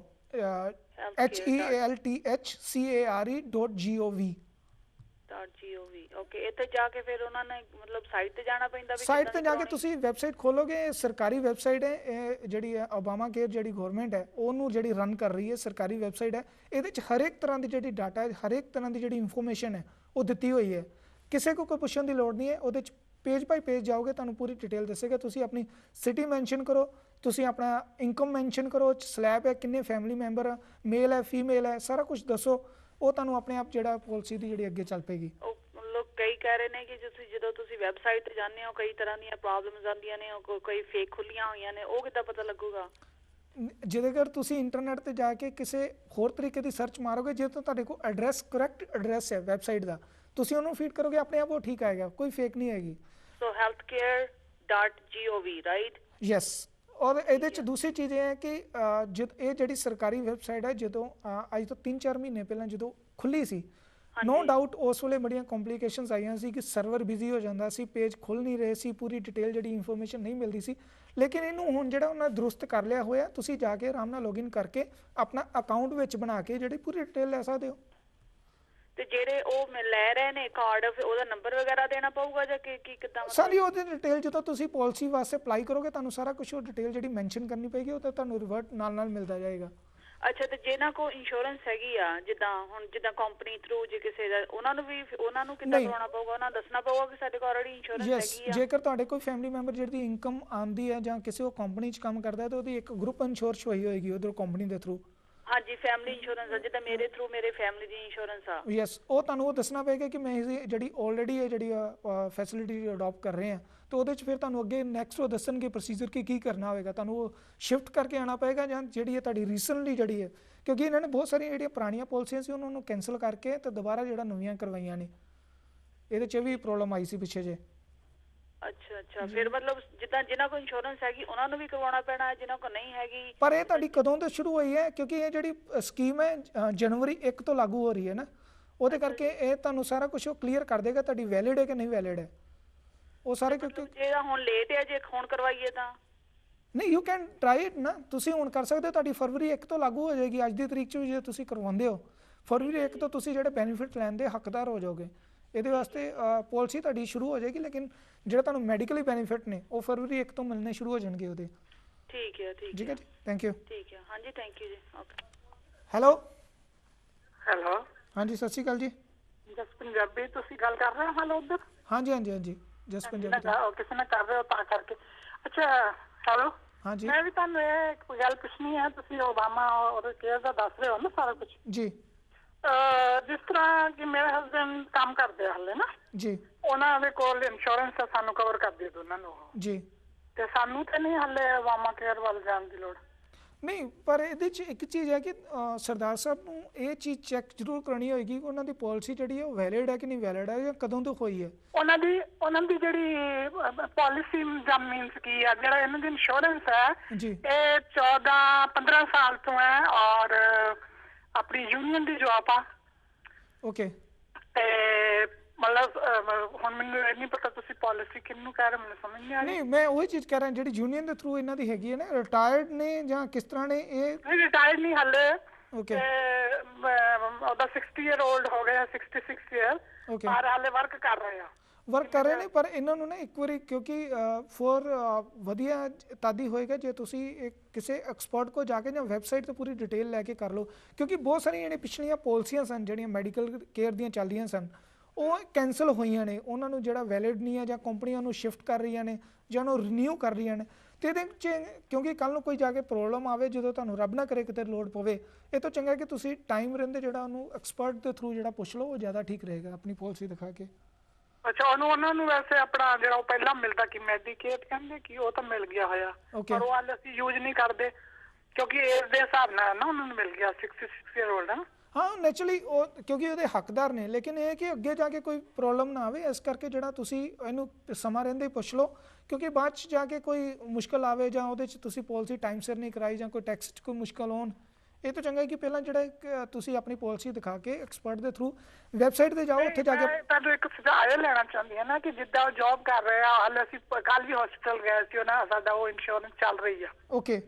ਹੈਨਾ ਜੀ। ਤੇ ਮਤਲਬ ਸਾਨੂੰ ਫੇਰ ਕਿਉਂ ਦਿੱਕਤ ਆ ਸਕਦੀ ਹੈ ਵੀ ਉਹ ਕਹਿਣਗੇ ਜਦ ਚੱਲ ਰਹੀ ਹੈ ਇੰਨੇ ਸਾਲਾਂ ਤੋਂ ਤੇ ਕੋਈ ਹਾਲੇ ਚੇਂਜਸ ਹੋਏਗੀ ਤੇ ਇਹਨਾਂ ਨੂੰ ਉੱਥੇ ਆਪੇ ਜੌਬ ਤੇ ਇਹਨਾਂ ਦੀ ਕੰਪਨੀ ਦੱਸੂਗੀ ਕਿ ਇਹਨਾਂ ਨੇ ਹਾਇਰ ਕੀਤਾ ਹੈ। ਨਹੀਂ, ਕੰਪਨੀ ਦੱਸਣਗੇ, ਪਰ ਇਹ ਕੰਪਨੀ ਤੋਂ ਸਰਦਾਰ ਸਾਹਿਬ ਨੂੰ ਹੀ ਪੁੱਛਣਾ ਪੈਣਾ ਨਾ, ਕਿਉਂਕਿ ਕਿਸੇ ਵੇਲੇ ਹੁੰਦੇ ਜਿਹੜੇ ਕਿ ਪਾਲਿਸੀਆਂ ਜਿਹੜੀਆਂ ਚੇਂਜ ਹੋ ਰਹੀਆਂ ਨੇ ਉਹਦੇ ਕਰਕੇ ਕਿਸੇ ਵੇਲੇ ਮੁਸ਼ਕਲ ਹੋ ਜਾਏ ਕਿ ਪਤਾ ਹੀ ਨਾ ਹੋਵੇ ਕਿ ਕੰਪਨੀ ਜਿਹੜੀ ਪਾਲਿਸੀ ਹੈ ਜਨਵਰੀ 1 ਤੋਂ ਬਾਅਦ ਜਿਹੜੀ ਉਹ ਸਪੋਰਟ ਹੀ ਨਹੀਂ ਕਰਦੀ, ਤਾਂ ਤੁਸੀਂ ਮੁਸ਼ਕਲ 'ਚ ਹੋਵੋ। ਇਹ ਤੋਂ ਚੰਗਾ ਕਿ ਸਮਾਂ ਰਹਿੰਦੇ ਜਿਹੜਾ, ਕਿਉਂਕਿ ਪਾਲਿਸੀ ਕੁਝ ਦਿਨਾਂ ਬਾਅਦ ਜੇ ਕੈਂਸਲ ਵੀ ਹੋਣ ਵਾਲੀ ਹੈ ਜਾਂ ਸ਼ਿਫਟ ਹੋਣ ਵਾਲੀ ਹੈ, ਤਾਂ ਤੁਸੀਂ ਆਪਣਾ ਪੁੱਛ ਕੇ ਜਿਹੜੀ ਪੂਰੀ ਡਿਟੇਲ ਲੈ ਸਕਦੇ ਹੋ ਉਹਦੇ 'ਚ। ਉਹਦੇ ਲਈ ਤੁਹਾਨੂੰ ਆਪਣੇ ਐਕਸਪਰਟ ਨਾਲ ਗੱਲ ਕਰਨੀ ਪੈਣੀ ਹੈ। ਐਕਸਪਰਟ ਕੌਣ? ਜਿਹੜੇ ਮਤਲਬ ਇਹਨਾਂ ਦੇ ਓਨਰ ਆ? ਹਾਂ, ਜਿਹੜੇ ਓਨਰ ਨੇ ਉਹਨਾਂ ਨੂੰ ਤੁਸੀਂ ਪੁੱਛ ਸਕਦੇ ਹੋ, ਜਾਂ ਜਿਹੜੇ ਕੰਪਨੀ ਦੇ ਬਿਹਾਫ ਤੇ ਜਿਹੜੀ ਪਾਲਿਸੀਆਂ ਕਰਵਾਉਂਦੇ ਨੇ ਉਹ ਪੁੱਛ ਸਕਦੇ ਨੇ। ਮੈਨੂੰ ਇਹ ਨਾ ਜਿਹੜਾ ਉਹ ਦਿਓ ਜੀ ਵੈਬਸਾਈਟ ਦਾ ਐਡਰੈਸ ਦਿਓ ਜਰਾ। ਤੁਸੀਂ ਨੋਟ ਕਰ ਲਓ ਜੀ। ਹਾਂਜੀ, ਬੋਲਿਓ ਜਰਾ। Health care, health CARE care, ਹਾਂਜੀ .gov ਗਵਰਨਮੈਂਟ। ਅੱਛਾ, ਇਹਦੇ ਤੇ ਆ ਜਾਊਗਾ ਸਾਰਾ? ਹਾਂ, ਇੱਥੇ ਸਾਰੀ ਡਿਟੇਲ ਜਾਓਗੇ ਜੀ। ਸਾਨੂੰ ਓਨਲੀ .gov, ਕੁਛ ਨਹੀਂ ਅੱਗੇ ਹੋਰ? ਨਹੀਂ ਜੀ, ਬਸ ਇੰਨਾ ਹੀ ਹੈ। ਤੇ ਇਹਦੇ ਤੋਂ ਬਾਅਦ ਕੀ ਸਾਨੂੰ ਸ਼ੋਅ ਕਰਨੀ ਹੋ ਜਦੋਂ ਅਸੀਂ ਉਹਦੇ 'ਚ ਜਾਓਗੇ, ਤੁਹਾਨੂੰ ਅਗਰ ਤੁਸੀਂ ਪਾਲਿਸੀ ਤੁਹਾਨੂੰ ਉਹ ਪੁੱਛਣਾ ਪਏਗਾ ਵੀ ਤੁਹਾਡੀ ਜਿਹੜੀ ਕਿਹੜੀ ਪਾਲਿਸੀ ਜਿਹੜੀ ਵੈਲਿਡ ਹੈਗੀ ਨਹੀਂ ਹੈਗੀ। ਸਰਦਾਰ ਸਾਹਿਬ ਤੁਹਾਡੀ ਆਪਣੀ ਕੰਪਨੀ ਤੋਂ ਪੁੱਛ ਸਕਦੇ ਨੇ।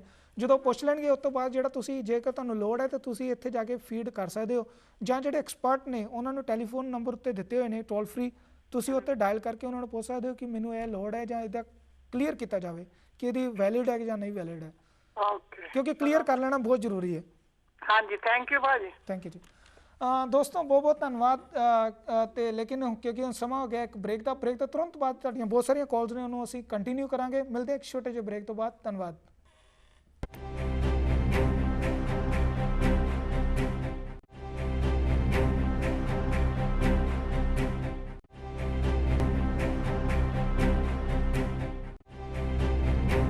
ਦੋਸਤੋ, ਬ੍ਰੇਕ ਤੋਂ ਬਾਅਦ ਇੱਕ ਵਾਰ ਫਿਰ ਸਵਾਗਤ ਹੈ ਤੁਹਾਡਾ ਇਸ ਖਾਸ ਪ੍ਰੋਗਰਾਮ ਸਾਂਝੇ ਮਸਲੇ ਦੇ ਵਿੱਚ, ਜਿਸ ਵਿੱਚ ਅਸੀਂ ਅੱਜ ਵਿਚਾਰਾਂ ਕਰ ਰਹੇ ਸਾਂ ਕਿ 2014 ਦੇ ਵਿੱਚ ਜਿਹੜਾ ਇੱਕ ਕਾਨੂੰਨ ਲਾਗੂ ਹੋਣ ਜਾ ਰਿਹਾ, ਜਿਸ ਦੇ ਵਿੱਚ ਤੁਹਾਨੂੰ ਹੈਲਥ ਪਾਲਿਸੀ ਕਰਾਉਣੀ ਜਿਹੜੀ ਹੈ ਉਹ ਜ਼ਰੂਰੀ ਹੋ ਜਾਵੇਗੀ। ਇਹਦੇ ਉੱਤੇ ਜਿਹੜੀਆਂ ਅਸੀਂ ਕੁਝ ਵਿਚਾਰਾਂ ਅਸੀਂ ਕਰ ਰਹੇ ਸਾਂ ਕਿ ਕਿਸ ਤਰ੍ਹਾਂ ਇਹ ਤੁਹਾਡੀ ਬਿਹਤਰੀ ਵਾਸਤੇ ਆ ਅਤੇ ਕਿਤਨਾ ਤੁਹਾਨੂੰ ਜਿਹੜਾ ਇਹ ਲੱਗ ਰਿਹਾ ਕਿ ਜਿਹੜੇ ਲੋਕਾਂ ਨੂੰ ਲੱਗ ਰਿਹਾ ਕਿ ਇਹ ਬੋਝ ਹੈ ਅਤੇ ਆਪਣੇ ਆਪ ਉਹ ਕਿਸ ਤਰ੍ਹਾਂ ਸੋਚ ਰਹੇ ਨੇ, ਇਹ ਉੱਤੇ ਅਸੀਂ ਜਿਹੜੀਆਂ ਸਾਰੀਆਂ ਵਿਚਾਰਾਂ ਕਰ ਰਹੇ ਸਾਂ। ਲੈਂਦੇ ਹਾਂ ਤੁਹਾਡੀਆਂ ਕਾਲਸ। ਹੈਲੋ ਹੈਲੋ, ਹਾਂਜੀ ਸਤਿ ਸ਼੍ਰੀ ਅਕਾਲ ਜੀ। ਸਤਿ ਸ਼੍ਰੀ ਅਕਾਲ ਜੀ। ਇਹ ਜਸ ਲਾਈਵ ਹੈ ਨਾ ਜੀ? ਹਾਂਜੀ ਹਾਂਜੀ ਜਸ ਲਾਈਵ 'ਚ। ਤੇ ਮੈਂ ਵੇਟ ਕਰ ਰਿਹਾ ਮੈਂ ਉਹਦੇ ਵਾਸਤੇ ਓਬਾਮਾ ਕੇਅਰ ਵਾਸਤੇ ਵੀ ਉਹ ਕਿਸ ਤਰ੍ਹਾਂ ਕਰਨੀ ਹੈਗੀ ਹੈ? ਨਹੀਂ, ਓਬਾਮਾ ਕੇਅਰ ਵਾਸਤੇ ਜੀ ਉਹਦੇ 'ਚ ਕੋਈ ਲੰਮੀ ਚੌੜੀ ਗੱਲ ਨਹੀਂ ਹੈ ਜੀ। ਉਹਦੇ 'ਚ ਹੈਲਥ ਕੇਅਰ ਡੋਟ ਜਿਹੜੀ ਗਵਰਨਮੈਂਟ ਵੈਬਸਾਈਟ ਹੈ, ਜਿਹੜੀ ਕਾਫੀ ਸਮੇਂ ਤੋਂ ਜਿਹੜੀ ਆਪਣੇ ਆਪ 'ਚ ਚਰਚਾ 'ਚ ਹੈ, ਤੁਸੀਂ ਉੱਥੇ ਜਾ ਕੇ ਜਿਹੜਾ ਉਹਨੂੰ ਲੌਗਇਨ ਕਰਕੇ ਜਿਹੜੀ ਡਿਟੇਲਸ ਹੈ ਆਪਣੀ ਆਪ ਫਿਲ ਕਰਕੇ ਵੀ ਤੁਹਾਡੀ ਇਨਕਮ ਸੋਰਸ ਕੀ ਹੈ, ਫੈਮਿਲੀ ਮੈਂਬਰ ਕਿੰਨੇ ਨੇ ਅਤੇ ਕਿਹੜੇ ਤੁਸੀਂ ਟੈਕਸ ਵਾਲੀ ਰਿਬੇਟ ਚਾਹੁੰਦੇ ਹੋ, ਸਾਰਾ ਕੁਝ ਉਹ ਡਿਟੇਲ ਦਿਓਗੇ ਤੁਹਾਨੂੰ ਆਪਣੇ ਆਪ ਉਹ ਜਾਣਕਾਰੀ ਮਿਲ ਜਾਏਗੀ। ਅੱਛਾ, ਨਾ ਚਲੋ ਤੁਹਾਨੂੰ ਵੀ ਪਤਾ ਹੋਣਾ ਐਕਚੁਅਲੀ ਮੇਰੇ ਕੋਲ ਮੈਡੀਕੇਅਰ ਹੈਗੀ ਹੈ। ਓਕੇ। ਤੇ ਮੈਡੀਕੇਅਰ ਵਾਲੇ ਨੂੰ ਵੀ ਉਹ ਲੌਗਇਨ ਕਰਕੇ ਕਰਨਾ ਪੈਣਾ ਕੁਛ? ਨਹੀਂ ਜੀ, ਉਹਦੇ 'ਚ ਐਤਕੀ ਜਿਹੜੀ ਹੈ ਪਾਲਿਸੀ ਦੇ ਮੁਤਾਬਿਕ ਜਿਹੜਾ ਹੈਗਾ ਤੁਹਾਨੂੰ ਆਪਣੀ ਜਿਹੜੀ ਜੇਕਰ ਤੁਹਾਡੀ ਪੁਰਾਣੀ ਕੋਈ ਪਾਲਿਸੀ ਐਗਜ਼ਿਸਟਿੰਗ ਹੈਗੀ ਹੈ ਤੁਹਾਨੂੰ, ਲੇਕਿਨ ਉਹਦੀ ਡਿਟੇਲ ਜ਼ਰੂਰ ਦੇਣੀ ਪੈਣੀ ਹੈ ਕਿ ਤੁਸੀਂ ਨਵੀਂ ਦੇ ਨਾਲ ਉਹ ਜਿਹੜੀ ਹੈ ਉਹ ਐਪਲੀਕੇਬਲ ਹੈਗੀ ਹੈ ਕਿ ਨਹੀਂ ਹੈਗੀ, ਉਹ ਚੱਲਦੀ ਵੀ ਹੈ ਕਿ ਨਹੀਂ, ਕਿਉਂਕਿ ਬਹੁਤ ਸਾਰੀਆਂ ਜਿਹੜੀਆਂ ਪਾਲਿਸੀਆਂ ਉਹ ਪਿਛਲੇ ਸਮੇਂ 'ਚ ਕੈਂਸਲ ਹੋਈਆਂ ਨੇ। ਨਹੀਂ, ਹੁਣ ਉਹ ਆਲਰੇਡੀ ਜਿਹੜੀ ਮੈਡੀਕੇਅਰ ਹੈਗਾ, ਮੈਂ 70 ਸਾਲ ਦਾ ਹੈ ਜੀ, ਤੇ ਮੈਡੀਕੇਅਰ ਆਲਰੇਡੀ ਉਹਨਾਂ ਨੇ ਮਤਲਬ ਜਿਹੜੀ 2014 'ਚ ਆਈ ਹੈ ਮੈਨੂੰ ਮੈਡੀਕੇਅਰ ਦਾ, ਤੇ ਉਹਨਾਂ ਆਖਿਆ you are approved and you are ਮਤਲਬ ਮੈਡੀਕੇਅਰ ਤੁਹਾਨੂੰ ਹੈਗੀ ਹੈ। ਨਹੀਂ, ਮੈਡੀਕੇਅਰ ਦੇ ਵਿੱਚ ਜਿਹੜਾ ਹੈਗਾ, ਕਿਉਂਕਿ ਮੈਡੀਕੇਅਰ ਜਿਹੜਾ ਨਾ ਉਹ ਇੱਕ ਡਿਫਰੈਂਟ ਜਿਹੜੀ ਗਵਰਨਮੈਂਟ ਵੱਲੋਂ ਹੈ ਜਿਹੜੀ ਫੈਸਿਲਿਟੀ ਹੈ ਉਹਨੂੰ ਉਹ ਕੰਟੀਨਿਊ ਰੱਖ ਰਹੇ ਨੇ, ਲੇਕਿਨ ਉਹਦੇ ਚ ਇਹ ਹੈਗਾ ਕਿ ਤੁਸੀਂ ਇੱਕ ਵਾਰੀ ਆਪਣਾ ਚੈੱਕ ਜ਼ਰੂਰ ਕਰ ਲਓ। ਅੱਛਾ, ਵੈਬਸਾਈਟ ਲਿਖਾਇਓ ਮੈਨੂੰ ਜਰਾ।